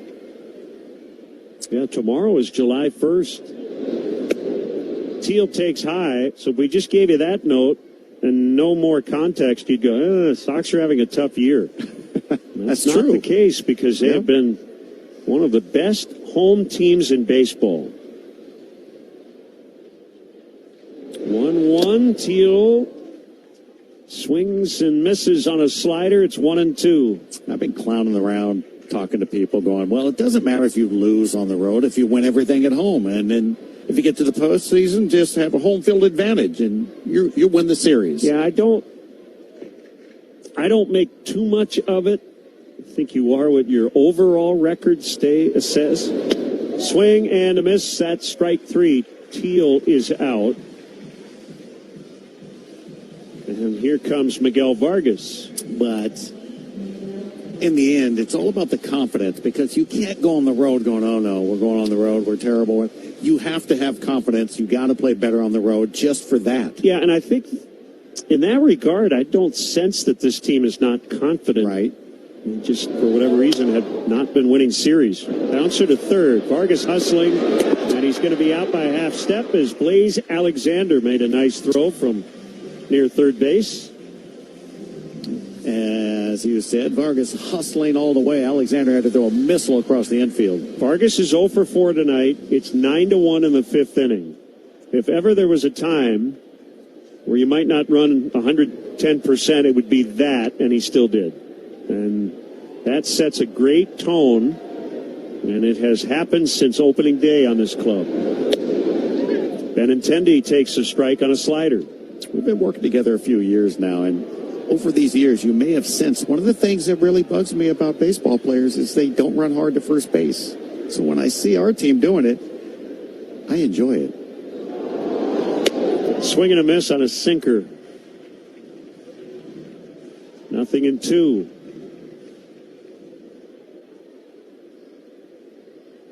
Big night for Andrew. RBI double, single, walk, and a run. And he hits a soft bouncer foul down the first base side. Fans head to the ballpark Saturday, July 25th. The White Sox take on the Astros at 6:10. 15,000 fans in attendance will receive a City Connect basketball warm-up presented by Wintrust. Here's the pitch. Swing and a base hit over a leaping Alonso. Benintendi Third time tonight, he has deposited one right down the right field line. 2 singles and a double. So he's at first with 2 outs for Colson. And he went down to a knee again.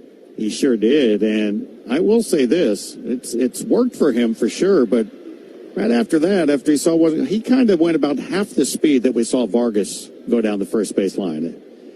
And his was a hit. So, you know, he did not force the issue on the right fielder. Colson lines one deep to right and way foul out of play.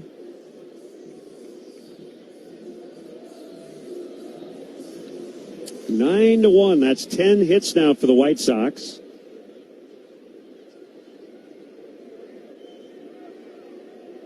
Montgomery earlier hit his 21st home run to match his rookie season total. Check swing, strike. It's 0-2.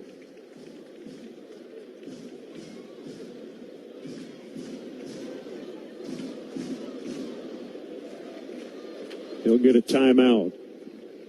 Texas now leads at Cleveland 3-2 in the 7th. Kansas City 1, Rays nothing in the 3rd. Haven't yet started in Houston. Twins and Astros tonight. Swing and a miss on a slider, and the inning is over. To the bottom of the 5th from Baltimore, 9-1 White Sox on the Hard Rock Casino Sox Network. Hey, it's Courtney Cronin. I'm here with 2 of the best in the game. Accident attorneys Julio Costa.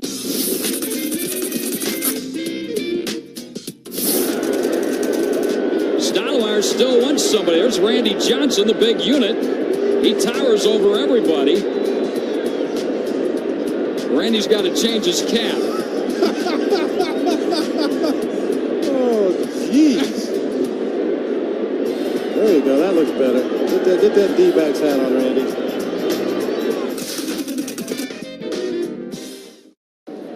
Reynolds backing up on this ball and misplays it. Well, I don't know what happened to Reynolds here. He badly misjudged that ball. He moved back. That's outstanding. I don't think I've ever seen anything like that, Garrett. That's a lot of work. Thomas lost the bat and nearly took out Luis Ariza in the on-deck circle in so doing.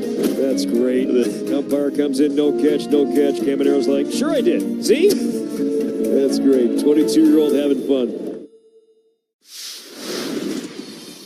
What is something that you snack on that you don't worry about? I love Uncrustables. I could eat like 10 of them in one sitting. In no regard for his body? I don't even wait till I thaw out. Hey, put them in a toaster next time. Just toast it, yep. It'll change your life.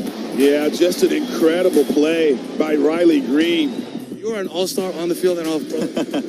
I appreciate it. Hey, thank you. Riley Green, bro, food genius. Puedes ser el dueño de grandes momentos del béisbol. MLB Auction te permite participar en la subasta de bates, bolas y jerseys autografiados, con artículos de tus equipos de grandes ligas favoritos, leyendas y jugadores. Visita auctions.mlb.com. Gentlemen, we asked this question today. When somebody refers to the halfway point of the baseball season, do you think of... Sinker strike on Holiday. Go ahead.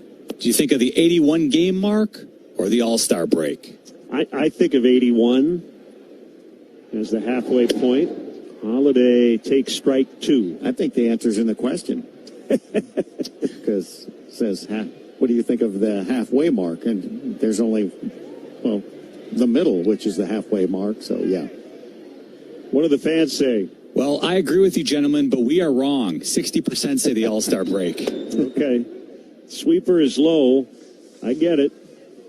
No, Len, just admit it. The First fans half, are wrong. First half, second half. Fans are wrong. Right. Sinker is high. Ball 2, strike 2 to Holiday.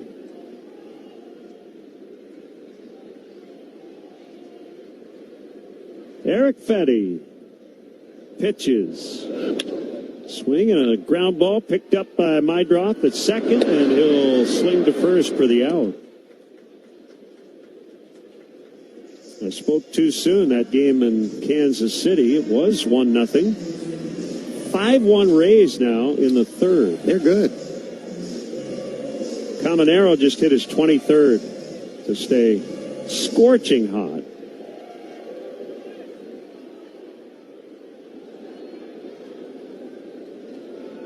Gunnar Henderson takes a high cutter.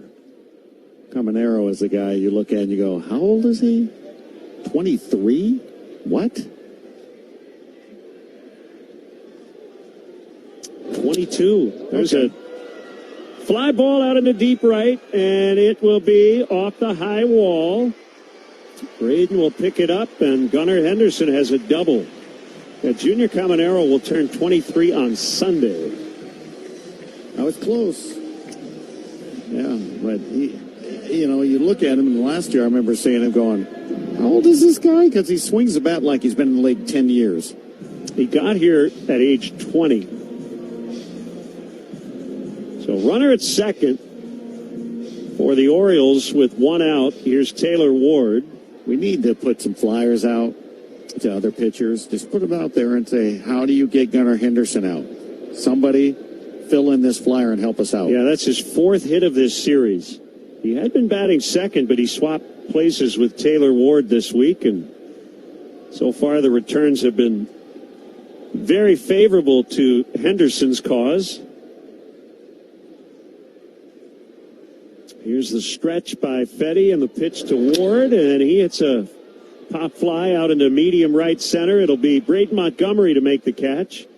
Henderson tagged, but then he hit the brakes. Braden with a nice strike back to the cutoff man, Colson Montgomery. Yeah, even if he can't advance, it's risk and reward. What's the point in a 8-run deficit? If you get thrown out, you just go get in your car. Don't go back to the locker room. Just, bye, I'm leaving. Just walk off the field. Bye.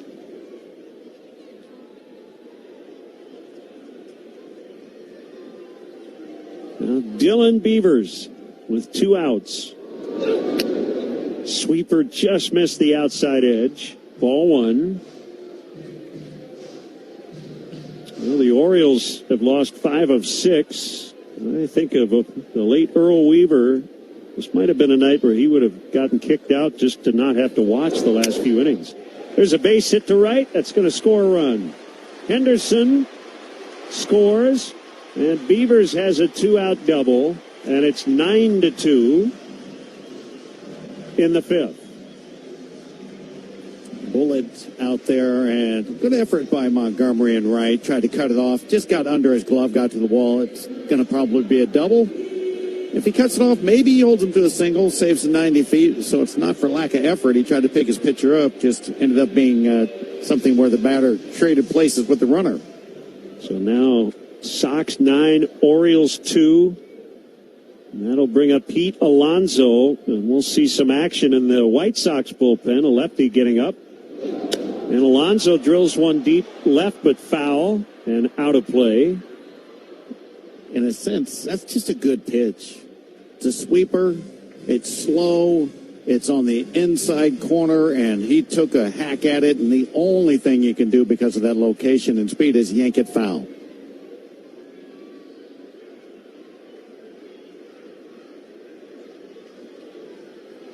The set by Fetty, the pitch.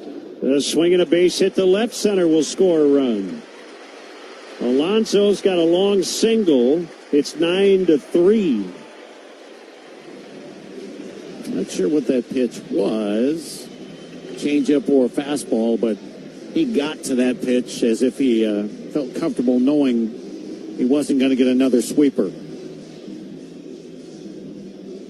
I believe the lefty is Tyler Schweitzer. And the manager, Will Venable, out to the mound. Really wanted Eric to get through this 5th and qualify for a win, and Venable has not yet taken the ball, and I don't think Schweitzer's ready yet. So this is a manager visit without a pitching change, it appears. Okay. We don't see that from Will Venable. But you got to like it, you know. Give him a chance to pick up a win. His record is 2-6, and you've talked about this quite often, and to anybody that comes in here, is that he's pitched better than the record would indicate.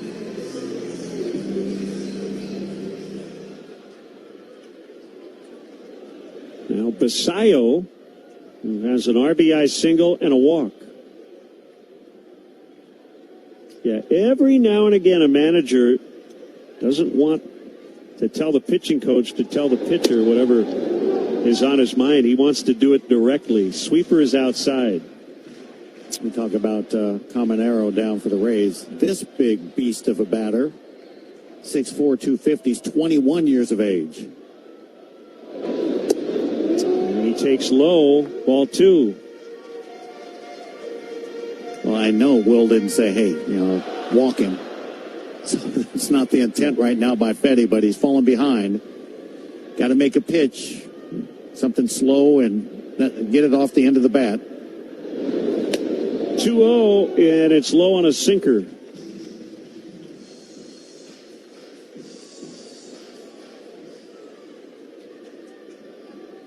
(9-3) White Sox in the 5th inning. Alonso's at first. Basayo's going to take. It's a strike. Basayo's going to challenge it. Interesting. Yes, it is interesting. Pitch is called a strike. The hitter's challenging. He wanted the walk. It's a strike.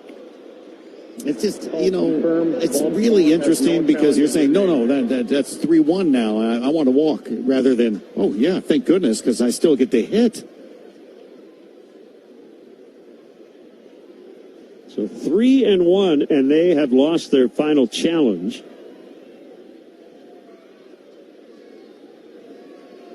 The pitch. Foul tipped. That was a 94-mile-an-hour cutter. He was amped up on that pitch. Gonzalez playing behind Alonso at first. A 3-2 tally on Basayo. Here it comes. Popped up, but this one will get behind the third base dugout. Those ABS challenges are a reminder. A second opinion, always a good idea. Get yours at Northwestern Medicine. Next pitch will be number 90 for Eric. Hopefully it is an out.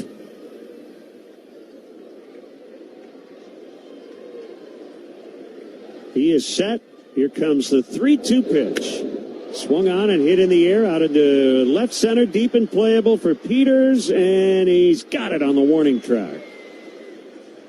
So they get a couple after 5. White Sox 9, Orioles 3 on the Hard Rock Casino White Sox Network.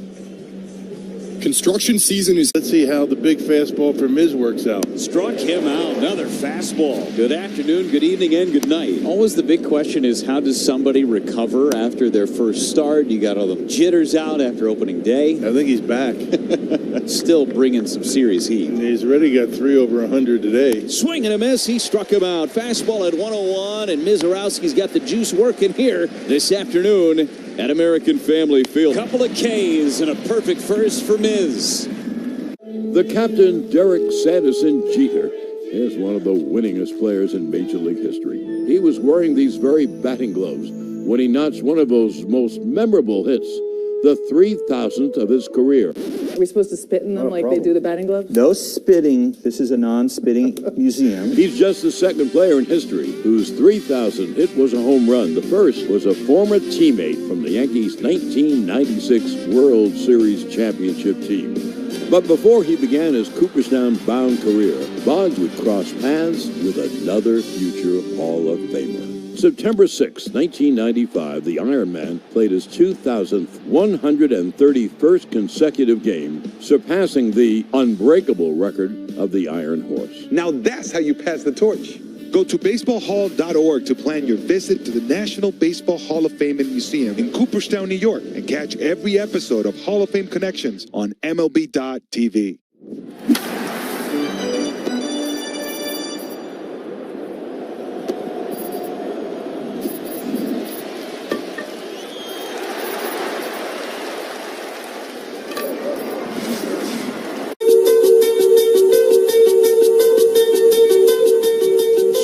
In the 6th inning, we'll face a new pitcher. 6'3" right-hander Albert Suarez. He's 36 years old and will be appearing for the 15th time. Sox lead 9-3. A reminder, White Sox double play turns on defense are brought to you by Steinhoppels. Refresh your home and patio this summer with Steinhoppels, Chicagoland's furniture and mattress leader, and a proud partner of the Chicago White Sox. Shop in store and online at steinhoppels.com.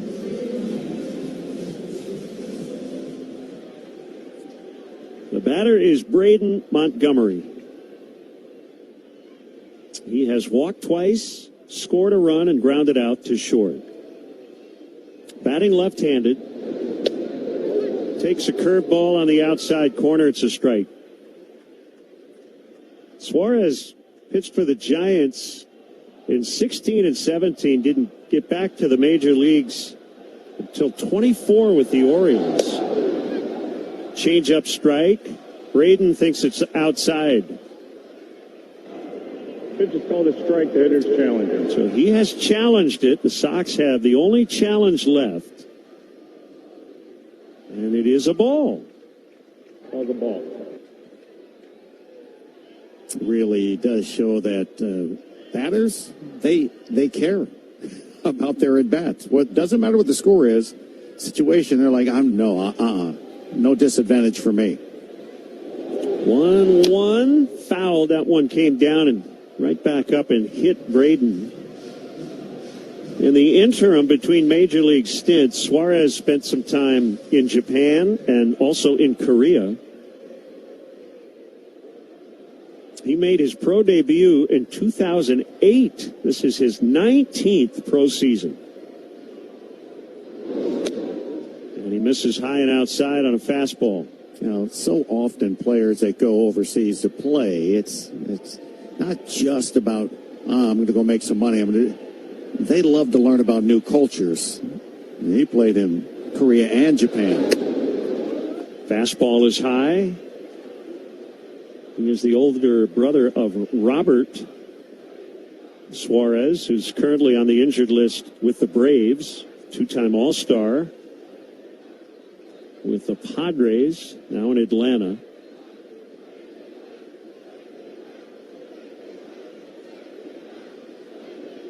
When I say younger, only by a year. Robert's 35, fouled. Family affair, right? Long-time reliever, big leaguers. From Venezuela. 3-2 on Braden Montgomery. Here's the pitch. He struck him out swinging on a high heater.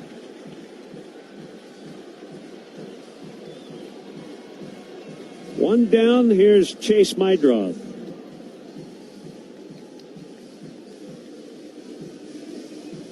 Again, nothing official, but looks like Noah Schultz off the IL tomorrow and Dean Kramer for the Orioles.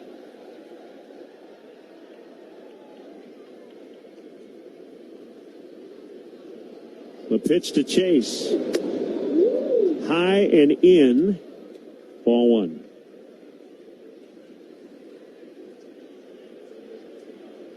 Schweitzer's still loosening. Looks like the bottom of the sixth will be his. Behind Fetty. Cutter, strike across at the belt. 1-1. Well, Chase, who's been picking up a lot more hits recently and reaching base a lot more, as you can tell, a little more conservative with his aggressiveness. Not swinging out of his hiney as much. That time a big swing, and he just got a piece and fouls. It's 1-2. So 2 walks in this game for Mydroth. So he has been getting on base a lot. 13 times in his last 21 plate appearances. The pitch. Hit hard and foul. Pulled that one past third. Chase leads the team in multi-hit games. He has 21 of those. And team leader with 3-hit games is Peters, and Vargas came in with 3 3-hit games. Chase has to be the team leader in hits. Yes, he is. Imagine. Yep. Curve is low. Maybe a Vargas and a Peters up there. Yeah, Vargas with 75 hits. Chase has 84. Peters, because he didn't play every day to start the year, has 62. 2-2 coming. Low and outside. Big Colson sitting on 66 hits this year is third.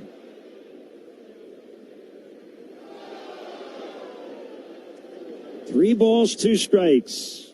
1 out, nobody on in the 6th inning. The pitch.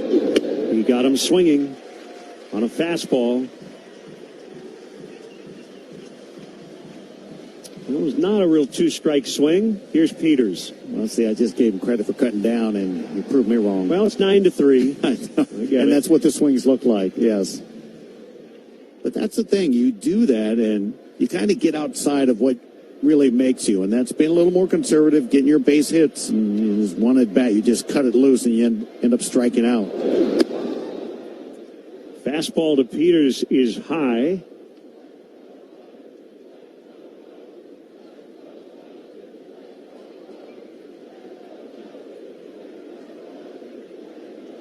The pitch popped up over on the left side of the infield dirt, and it'll be the shortstop, Gunnar Henderson, to grab it. Suarez at 1-2-3. We go to the bottom of the 6th. White Sox 9, Orioles 3 on the Hard Rock Casino White Sox Network. I'm John Morgan of Morgan & Morgan. After suffering an injury, you may...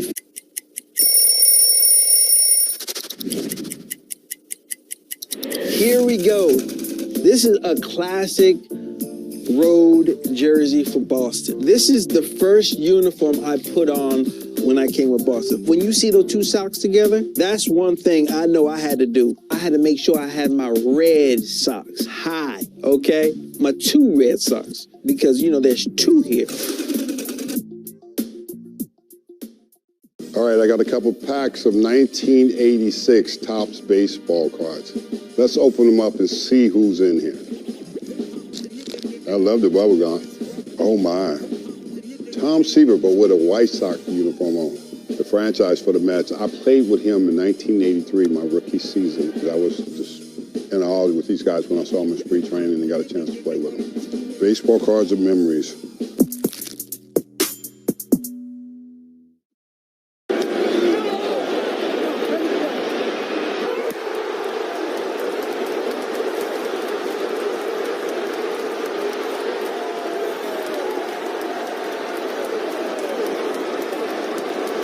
All your favorite games from MLB Play are back, bigger, bolder, and better than ever. Test your skills with daily puzzles like MLB Pickle, the Ultimate Mystery Player Challenge, and Immaculate Grid, where stats and strategy collide. Then in Spinball, build your roster, take on your friends, and compete for the weekly prize. Or be the first to beat the streak and hit your way to the $5.6 million jackpot. Plus, the all-new Daily Walk-Off. Lock in your players by category for the walk-off win. The game's official home for games is MLB Play. Only on the MLB app and MLB.com. All right, Len. Jimmy in Arlington Heights asked today, where does Camden Yards rank for you among some of your favorite ballparks? Jimmy, I would say top 10. I do like this park a lot. I'd have to kind of really write them down to put it specifically, but I think, yeah, top 7 or 8 probably. It's a beautiful ballpark, great setting. It's an excellent baseball town, and always enjoy coming here. Tyler Schweitzer against Leody Taveras, and he misses low for ball 1. How about when this place opened and several years beyond that, to where it was one of the most unique ballparks because of that little rail building out there in right field. Slider is a strike, and but now there's so many interesting ballparks. But that was not the case when this first opened. Yep. First park of its kind. It was the first modern park that was meant to look like an old-fashioned baseball park. Swing and a miss, 1-2. Nestled into this urban landscape, and It has definitely inspired a lot of very similar ballparks, as you mentioned.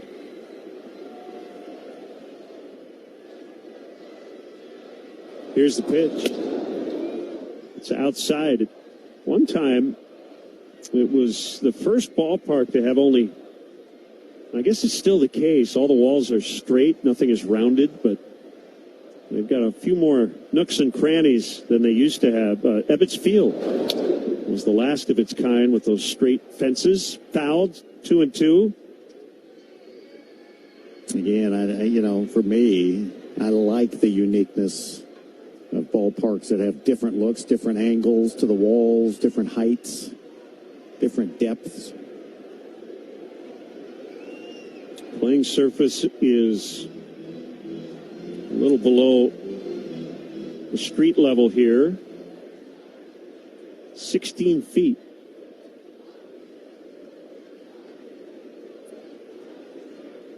Schweitzer ready, and the 2-2 coming. There's a chopper that will be gloved by Meidroth. He's going to throw to first, but no chance to get Taveras. Excellent effort by Chase, but Taveras has an infield single. That's one where Schweitzer started to reach for it, and then he decided to let it go. I don't know if he had a play or not, but I'll see a replay. No, it was bounced up pretty high. He started to jump up, and he just stopped, didn't reach up, and just hope for the best from one of his middle infielders, but that was not going to be a play. That was going to be made by Meidroth with Taveras running. Taveras ends in 0 for 14 with that base hit. Here's Colton Cowser. And he hits a foul fly off third. Vargas will run out of room. It's into the seats. One thing we know, and Vargas ran really hard for that pop foul into the seats and kind of banged into the low sidewall a little bit. Not hard, but enough to feel it, I'm sure. And you got to be cautious in a situation like this not to overplay something that's unplayable and end up hurt.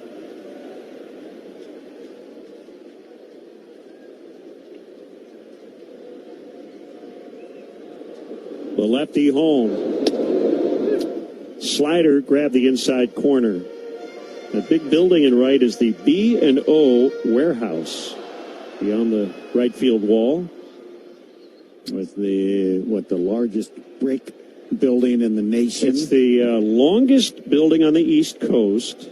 1,016 feet long, only 51 feet wide. Sweeper called strike 3. That's the first out. That building was built right around the turn of the century. It was constructed between 1898 and 1905. Yeah, they used to put a lot of people on the job, a lot of manpower to finish a building like that in a short period of time, even though that took some years. It is massive. Blaze Alexander batting. And he takes a strike on a slider.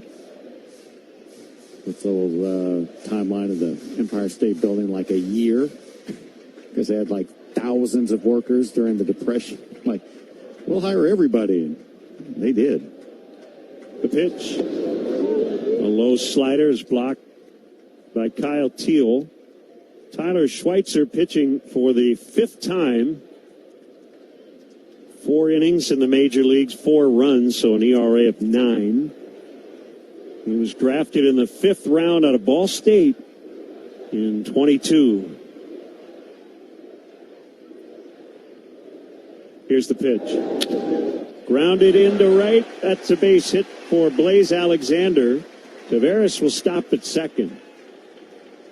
Well, he took aim at the open right side and just punched it that way.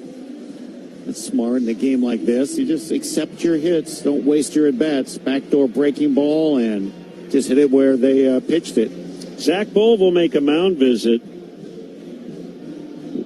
And I can tell you, in the White Sox dugout, this 6-run lead doesn't feel as comfortable as it seems, right? Absolutely. And they get a couple more here, and now you got a ball game. So you want to stop it right here.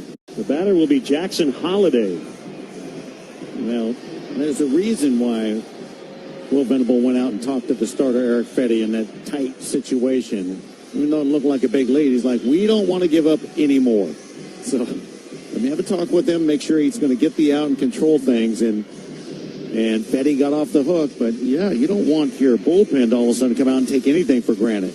You got to bear down. And that's why Brian Hudson is up in the bullpen. I asked Brian, I said, did you notice last night as you were getting ready that huge sign right next to you said Schweitzer? He said, nope.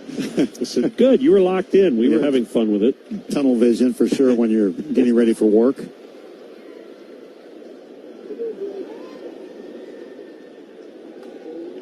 Would not expect Grant Taylor to be available tonight after he got the win, went 2 innings in relief last night.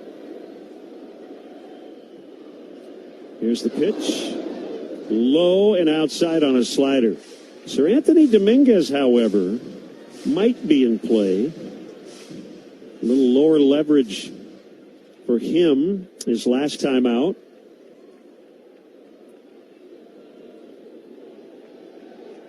Schweitzer on a 1-0. Here it is.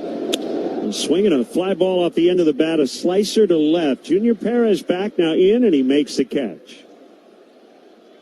Nice pitch. Had Holiday reaching for that one and slapping at it. Now this is the at-bat, right? Gunnar Henderson, 2 for 3. It's been a very difficult out for the White Sox. 2 on, 2 out, 6th inning.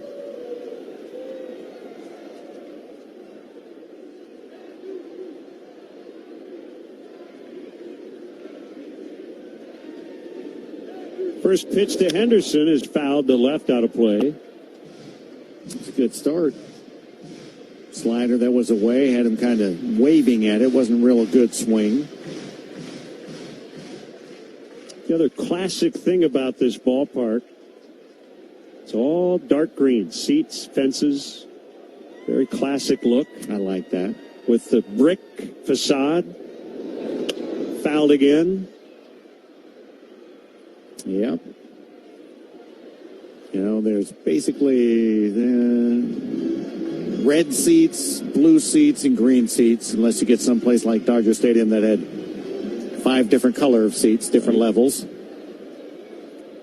They've got lights in the outfield here, above left, but above right. The lights actually are above the roof of the B&O warehouse. There's a swing and a ground ball to Meidroth. He'll back up into the right field grass, and he throws to first in time. Good mound visit by Zach Bove. Orioles strand 2 through 6. Sox 9. I'm going to go check out Food Truck Row. So, what did you guys get today? Philly cheesesteaks. Both of you got the same thing. Are they that good? Oh, yeah. Got a hot dog and some fries. Just kind of basic ballpark. Chicken bacon sandwich. Uh-huh. Philly cheesesteak. Okay. And some Crinkle cut fries. Okay, where are you guys from? We're from Dallas. Dallas. That's what's fun about baseball. It brings different regions together, not just the ball and glove and bat, but what we're eating.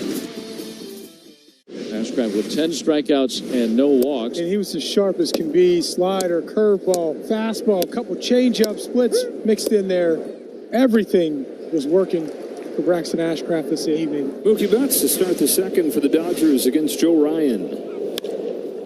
Drives this ball to deep left center field. Larnach going back at the track at the wall. Goodbye. 399 feet, 300 home runs for Mookie Betts' career. That is incredible. His 4th career pinch hit home run. And the Cardiac Kids come back again. Here's the man of the hour right there, number 7, Dansby Swanson. What a day. Dansby Swanson, the first player in Cubs franchise history with 3 straight 4+ RBI games. It is out of here! And this game is over!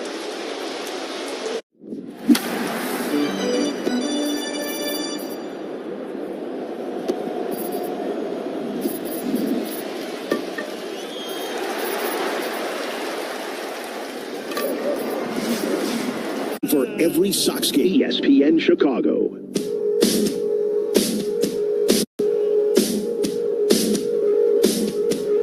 Back in our Bell Tire broadcast booth, we're at Oriole Park at Camden Yards. Top 7. Albert Suarez to Jacob Gonzalez.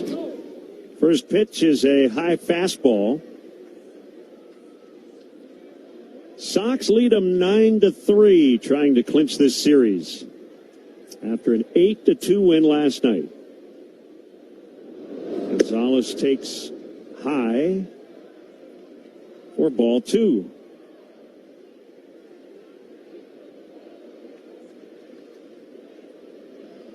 Suarez went 1-2-3 in the 6th. Here it comes. This is on an outside changeup. It almost seems that Suarez felt, this kid's going to be overly aggressive. He'll help me out. He threw too high, and he didn't flinch. Then he tried to get him to chase changeup away. Didn't chase. Gonzalez proving that he's not going to just give at bats away. Looks at a strike. That's the easy one on 3-0. Now you know the kid's swinging. Here comes a 3-1. Gonzalez feathers a slicing liner and a fair ball down the left field line. He's going to try for a double. Here comes the throw and a tag applied late. A 3-hit night for Jacob Gonzalez. That was beautiful. Fortunate because he caught it off the end of the bat, but it stayed right inside the left field line and a hustle double. Was a changeup at 85, and he just placed it perfectly.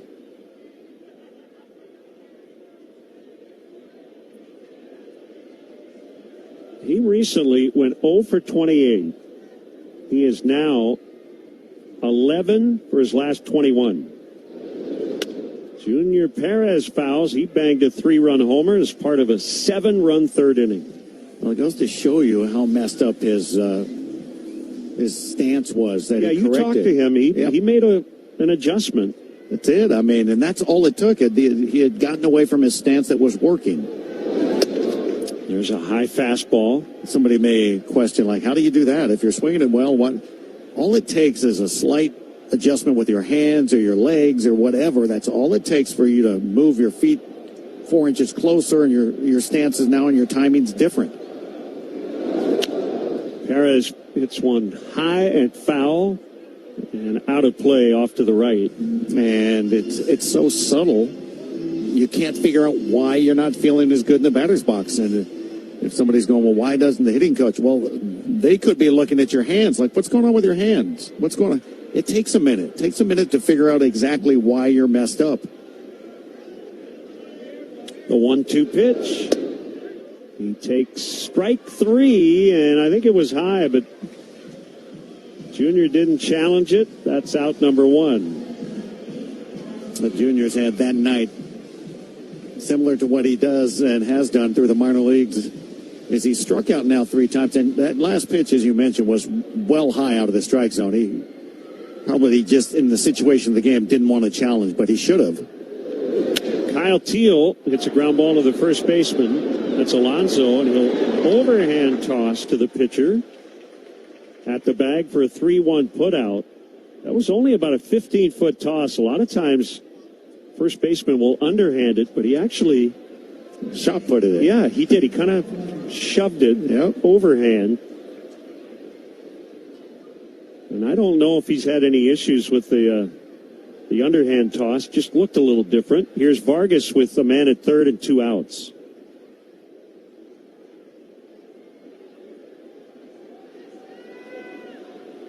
The pitch. Outside on a cutter. 9-3 Sox in the 7th. Miguel's due. Needs a hit right here. He is nothing out of 4. The pitch. It's high.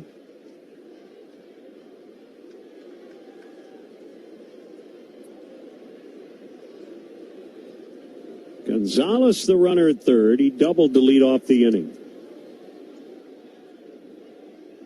Suarez home. He misses the outside corner. Ball 3. Another run or two wouldn't be a bad idea, just to add that pad again. Well, you know he's not swinging here. So he takes a strike, 3-1. Now, the last 3-1 count turned into a double off of the bat of Gonzalez, but it was on a changeup. I don't think that's going to be a pitch that Vargas sees here. The 3-1. Swinging a hard ground ball, diving stop by Henderson. He's up with it. He throws to first, and he got him. What a play. Wow. Yep. And hustling all the way, Vargas, he was just robbed. Simple as that. Sox fail to score. We've reached the 7th inning stretch. White Sox 9, Orioles 3 on the Hard Rock Casino White Sox Network. Progressive presents the Passionate Sports Fan Checklist. Signed jersey of your favorite bench warmer? Check. All your favorite games from MLB Play are back. Bigger, bolder, and better than ever. Test your skills with daily puzzles like MLB Pickle, the Ultimate Mystery Player Challenge, and Immaculate Grip, where stats and strategy collide. Then in Spinball, build your roster, take on your friends, and compete for the weekly prize. Or be the first to beat the streak and hit your way to the $5.6 million jackpot. Plus, the all-new Daily Walk-Off. Lock in your players by category for the walk-off win. The game's official home for games is MLB Play. Only on the MLB app and MLB.com. A snack that Freddie cannot resist. I would have to say chips and guacamole. Organic mango, yeah. Is that because of the strong Dominican contingent in the major leagues, bro? Has anybody ever struck out and gone crazy and smashed the cooler full of mangoes? No, our team's not really into smashing each other's stuff, I guess. Are you a seasoning guy? You like to drown your stuff in dips and sauces? No. Gotta watch my figure. And it looks great, brother. I appreciate it. Very sexy man. Yeah, Let's go, Freddie Freeman, ladies and gentlemen. Te encantan los jugadores. Te encanta el juego. ¡Y se fue! Ahora puedes ser el dueño de grandes momentos del béisbol. MLB Auction te permite participar en la subasta de bates, bolas, jerseys autografiados y más, con artículos de tus equipos de grandes ligas favoritos, leyendas y jugadores agregados toda la temporada. Cada artículo es autenticado por MLB para asegurar que lo que llega directamente a tu hogar es original. ¿Quieres una parte del juego? Visita auctions.mlb.com.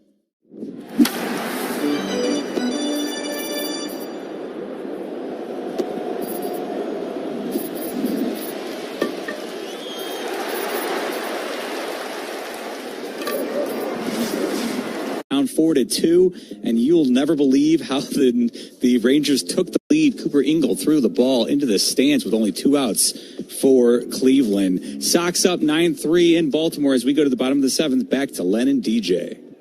Thank you, Jeff. Yeah, he tossed the ball into the left field stands. There was a runner at second, and that guy scored to give Texas the lead. Crazy. Sliders high from Schweitzer to Taylor Ward. It's not the first time that's happened, Len. Nope, I've seen it. Yeah, players throwing the ball in the seats when there's not 3 outs.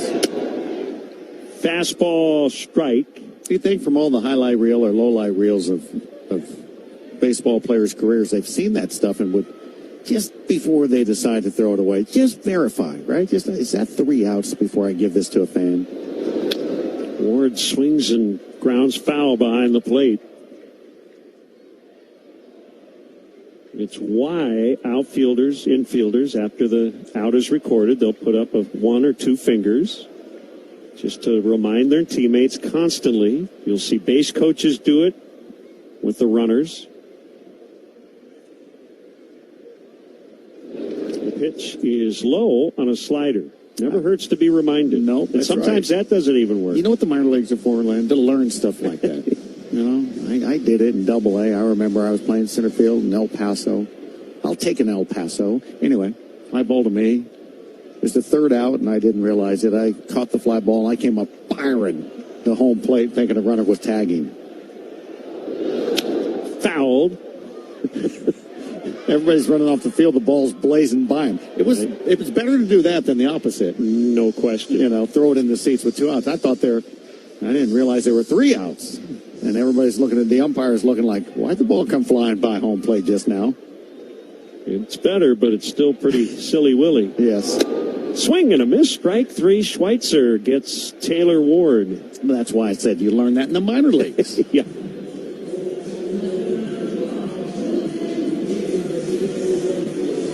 Here's Beavers. RBI double and a run. His last time up.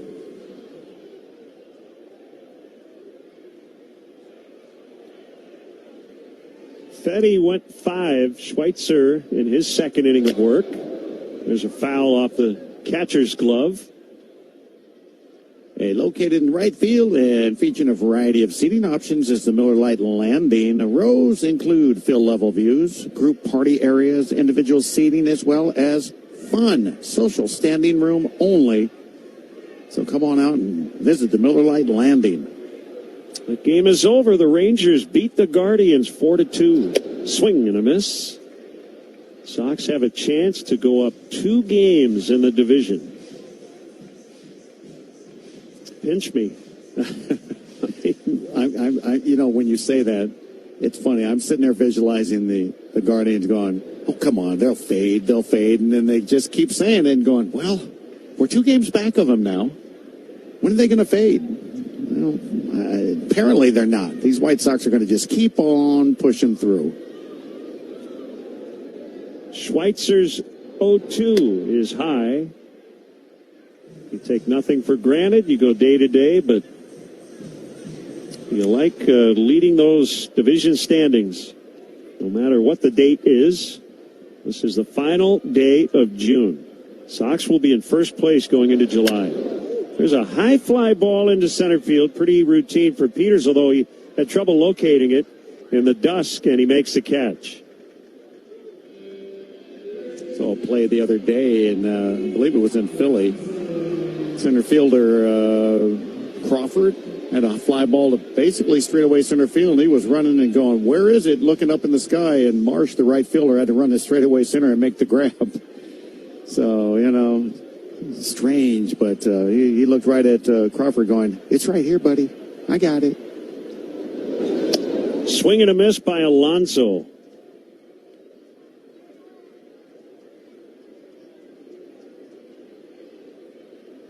Pete Alonso has walked, struck out, and singled home a run. He's got 59 driven in, among the league leaders. And he smokes a liner foul to left, out of play. Alonso's done that a couple of times in the first couple of games where he's yanked one. Actually, he did it earlier against Fetty. Way foul. That's okay. I don't mind the way foul. Go slower, have him pull it further foul. 2 strikes, 2 outs, bottom 7. The pitch. Tap foul just to the left of the home plate area. Alonso, as he's waiting for the pitch, he's tapping his bat up and down off that back shoulder.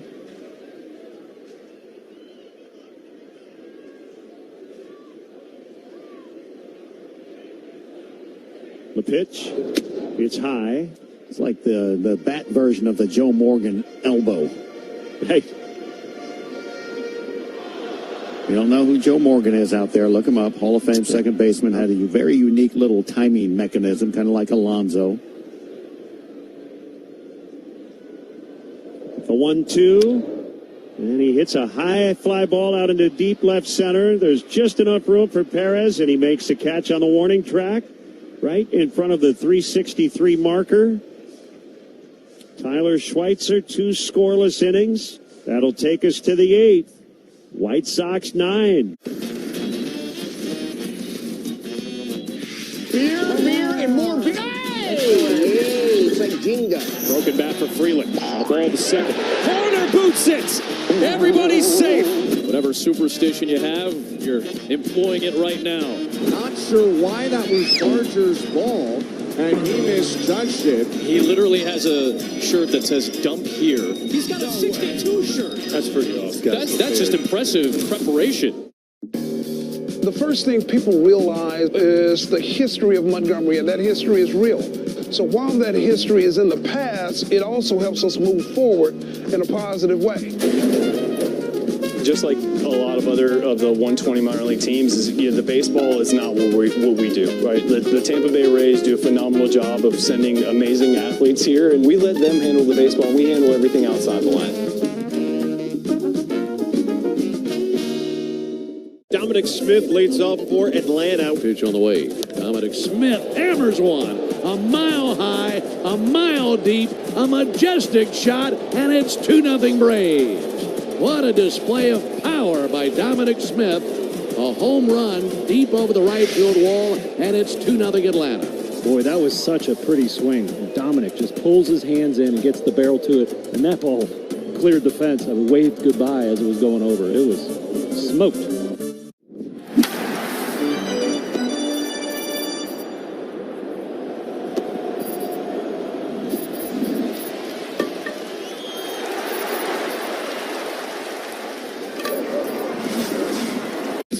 Visit ourbankchicago.com to get started.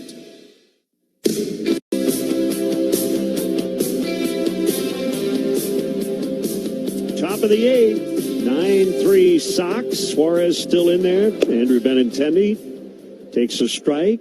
10 for ID on the Hard Rock Casino White Sox Network.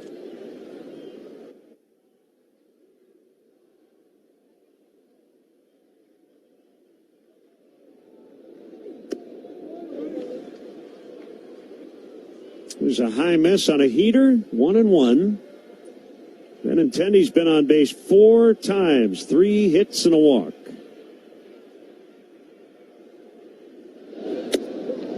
And he takes a strike on a fastball near the outer edge. Sleep fast tonight, partner. Got an 11:35 Central Time a.m. start. I'm ready. Why don't you stay here? Breakfast with the White Sox. Foul tip, that's a strikeout.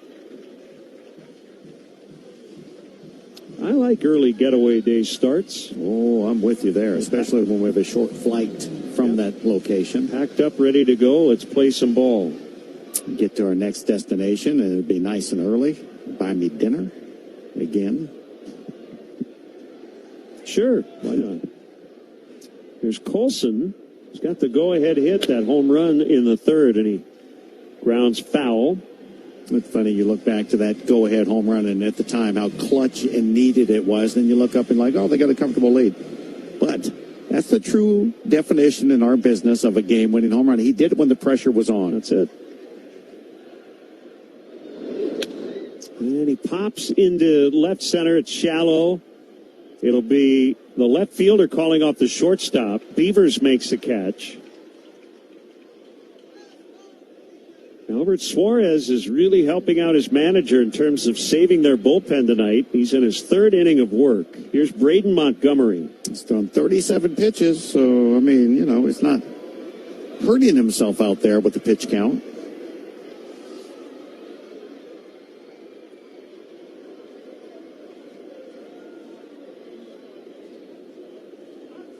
First pitch to Montgomery is a changeup. It's low.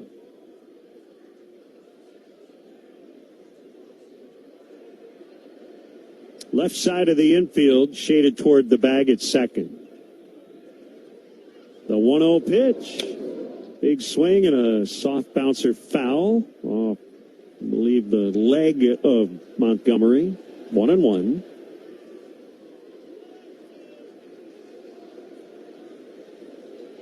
Wind has quieted down.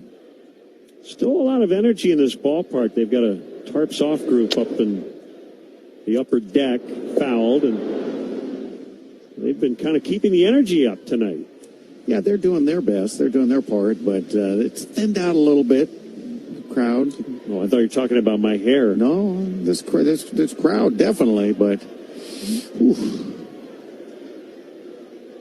The 1-2. Swinging a ground ball up the middle. Smothered by Henderson on the other side of the bag. Throw to first, pulled Alonso off the base. And it was going to be in time, it appeared. What a play by Gunnar Henderson. It'll be, I think, a base hit for Braden. He clearly was off the bag. Yes. No, they're going to challenge it. Okay, maybe not. It did look like he was off the bag from what we saw. So Craig Albernaz will challenge the safe call at first base. The safe call.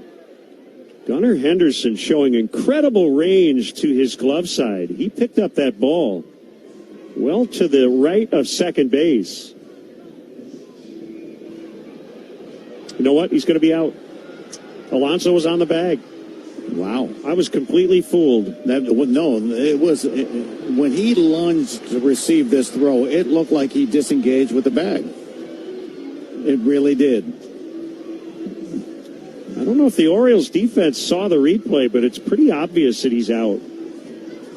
There was something about how his foot it moved strangely, but still remained in touch, apparently, with the bag. It slipped off the top of the bag. That's what it was, on toward the side of it. Now the Orioles see it, and they're starting to slowly walk toward the dugout. And Chicago Sports Network is your TV home for White Sox baseball. Stream the Sox all season long, anytime, anywhere, on up to 3 devices with the CHSN app. They have a close-up on TV of Pete Alonso. He's chatting with Alexander, and I could read his lips. He said, the call was safe, so I'm guessing it will stand. So he thinks it will not be overturned. It looks like his foot goes from the top of the base, Len. It's on top of it. Then it slides down toward the side of it. He probably lost contact just by an inch or so. Maybe. And Pete Alonso probably thinks exactly right, like it'd be hard to overturn. It's a heck of a grab by him. Yeah, he seems to be resigned to that it's going to stand. You can see right now on our monitor, the scoreboard, his foot just left the top of the bag, which gave the look like he lost contact with the base. I can see why the umpire called him safe because of that move.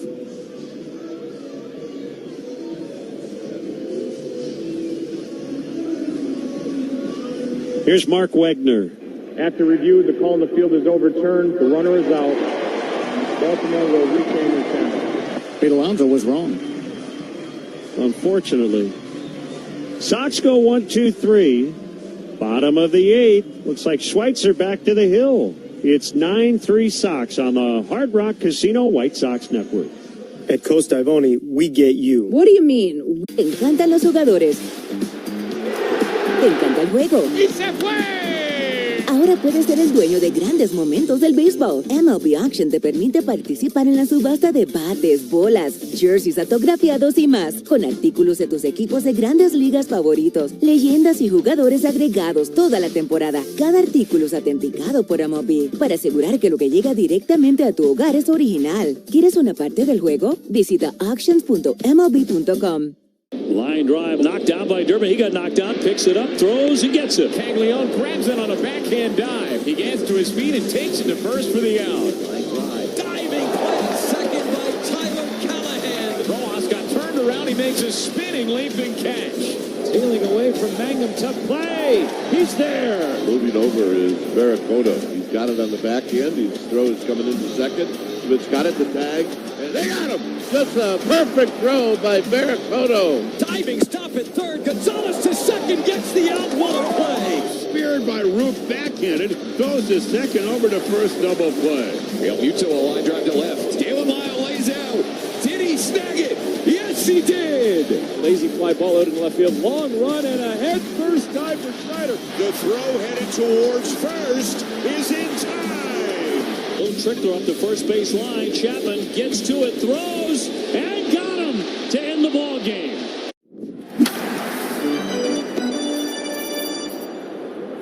Adult diapers for even the heaviest control problems. Visit NorthShore.com.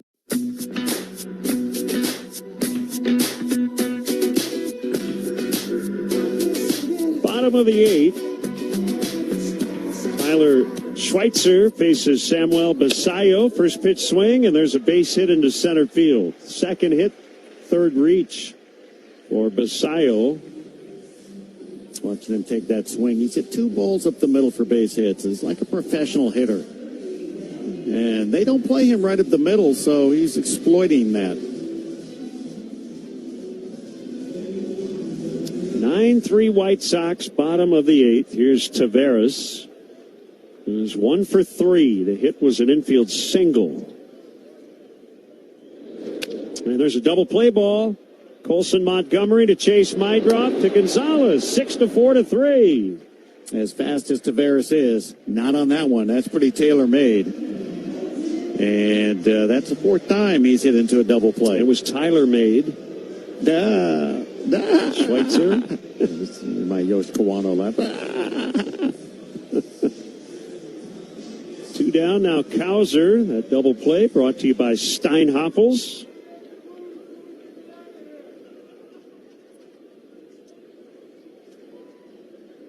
Kauser 0 for 2 and a walk. Fastball is high. The White Sox have been able to reach down to the minor leagues and just get help this year when they've needed it, and it's been successful, them doing so. Fouled, 1-1, which is a compliment to the development of the minor league system. I think the communication from the minor leagues to the big leagues is just all in sync now. Everybody's on the same page. Whatever you learn in the minor leagues carries up here, and the communication remains the same. Swing and a miss. That's a good fastball, 95. Yes, and he's, got a quick arm delivery, so that ball even feels like it's getting there quicker to the batter.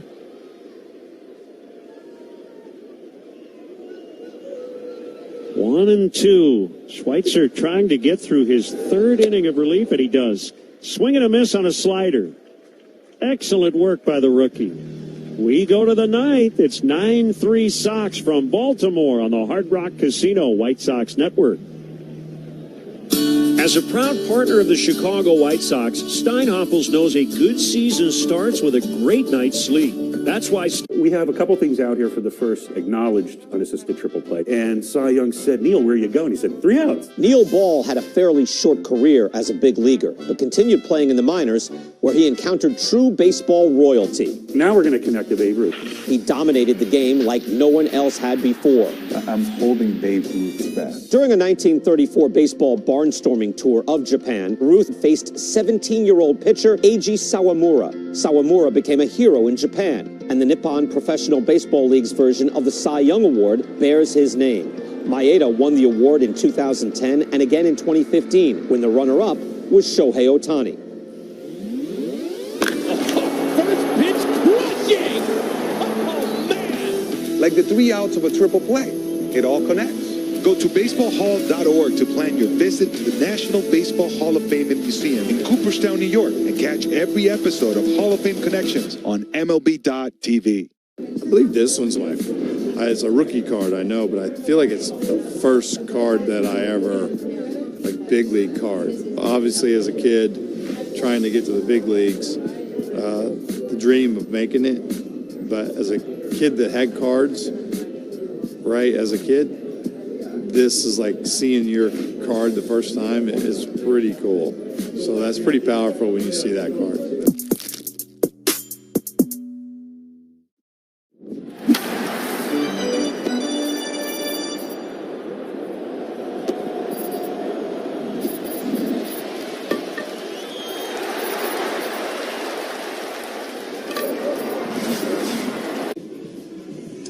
Nine to 3 White Sox. 7 of the 9 runs came in the third inning.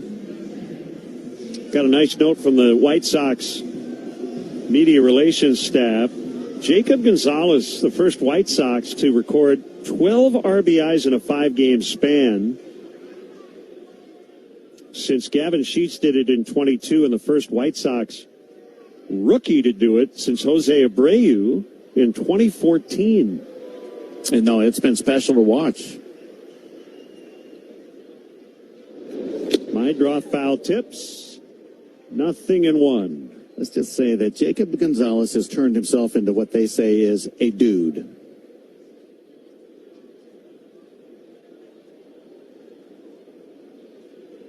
Here's the pitch. There's a line drive caught. Backhanded stab. About 6 inches off the ground by the third baseman, Alexander. Tough luck for Chase. Here's Peters.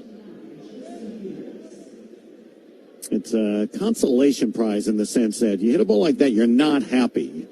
Just made an out, felt pretty good making that contact, but you look up and you say, well, at least we're winning.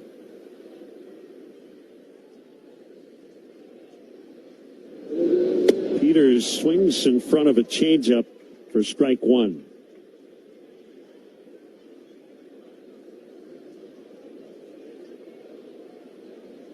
He's got 2 more hits, batting .287. Missed another changeup. Yeah, he showed on the first swing that he wasn't going for a single, and he's been that guy. He saves some special moments in games like this where he's trying to actually hit a home run. He's got plenty of power. That's not it. It's just he doesn't use that home run swing much. And right there, 2 times he did.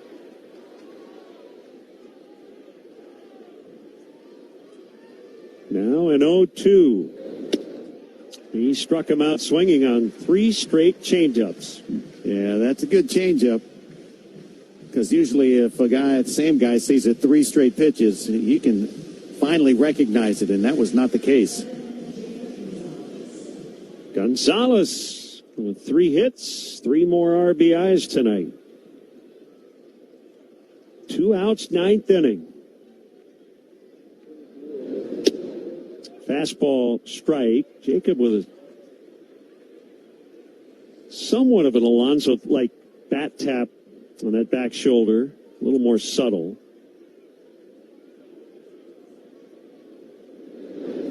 And he swings, hits a high fly ball out into deep right center. Long run by Cowser. He's at the wall. He makes a catch, and I think he took away another homer. It's a low wall, so he didn't have to jump. But that was right at the top of that low wall. Yeah, I mean, we just can't tell from that. Either it was right over the top of it or it was just at the very top to stay in. Either way, it was a nice play getting back there. Gonzalez with a...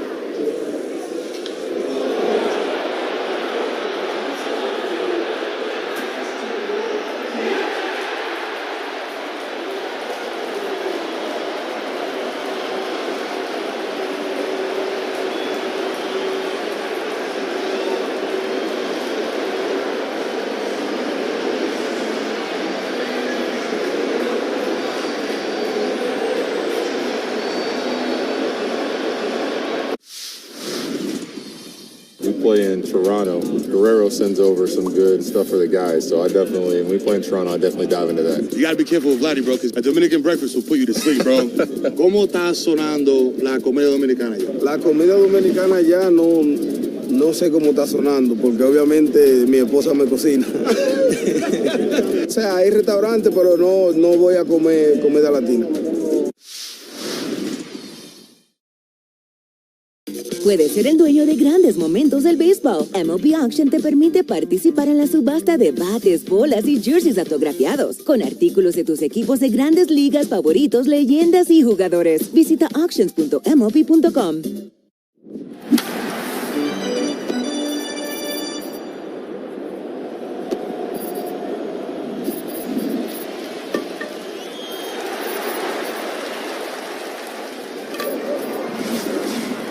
No mystery math, just straight answers, real numbers, and a team that respects your time. Imagine that. Respect. Go see the crew at Advantage Toyota River Oaks. Toyota, let's go places. You're out of there, leaky store brands. When all else fails, try North Shore Adult Diapers for even the heaviest control problems. Visit northshore.com.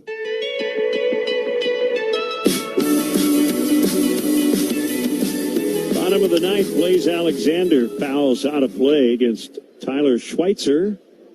3 scoreless innings so far. If he can get through a 4th here, he can pick up his first major league save. Well, let's go. This is old school stuff. Starter 5, reliever trying to go 4. The pitch is high. He's thrown 40 pitches, 30 for strikes, so he's done a great job out there.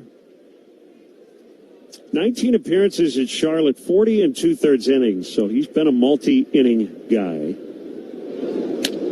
And a sweeper is grounded toward third. They're going to let it roll, and it's going to hit the bag, and right before it hit third base, Vargas barehanded it. So Blaze Alexander has an infield single. He's 2 for 4. That'll bring up Jackson Holiday. It's just the start of an inning you don't want, because he's been so dominant, and it's just a little swinging roller, and all of a sudden you're like, okay, is the pitch count going to get elevated for him? He's been out there and now in his 4th inning. You don't want to get somebody else up.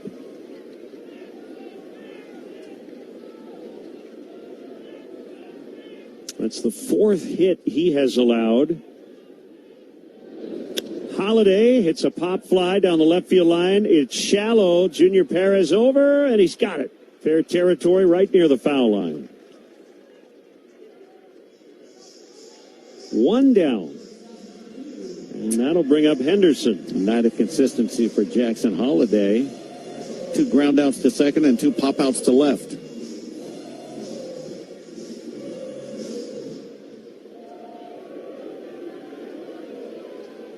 Henderson's made a couple of fabulous defensive plays. And he's 2 for 4 with a double and 2 runs at the plate.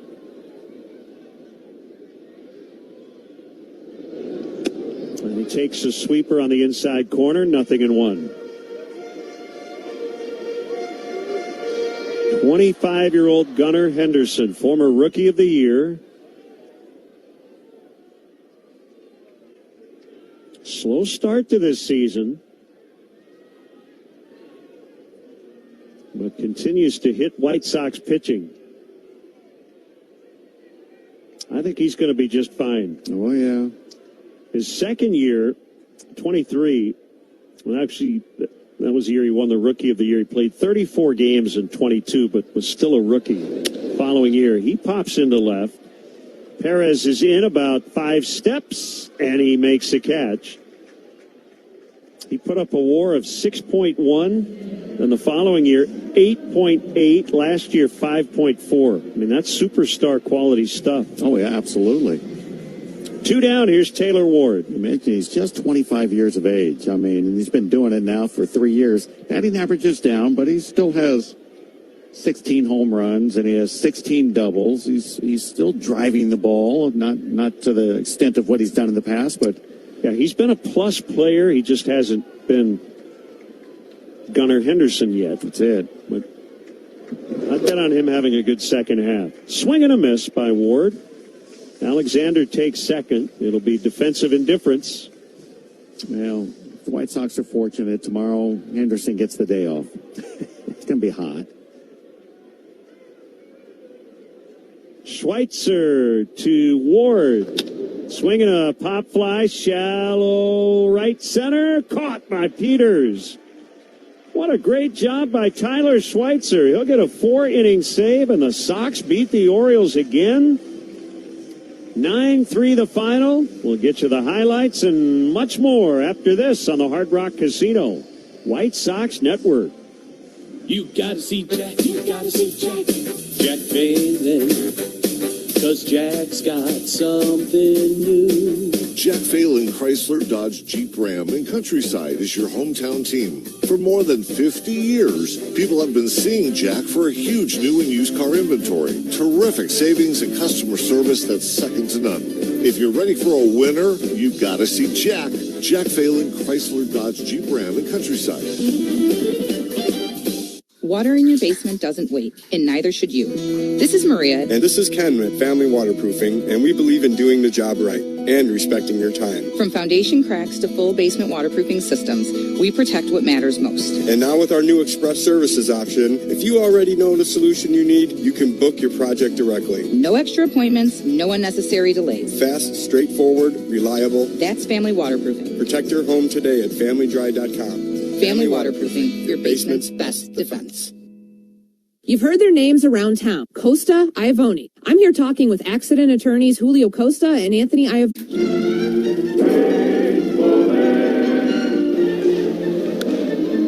Williams pops it up. Another one for Jeffers. Well, the best part about it is that he can actually try to smile a little bit. Jeffries laughs at himself, and I think that's cool. Because I'm not laughing at his inability to catch the pop. And that's the way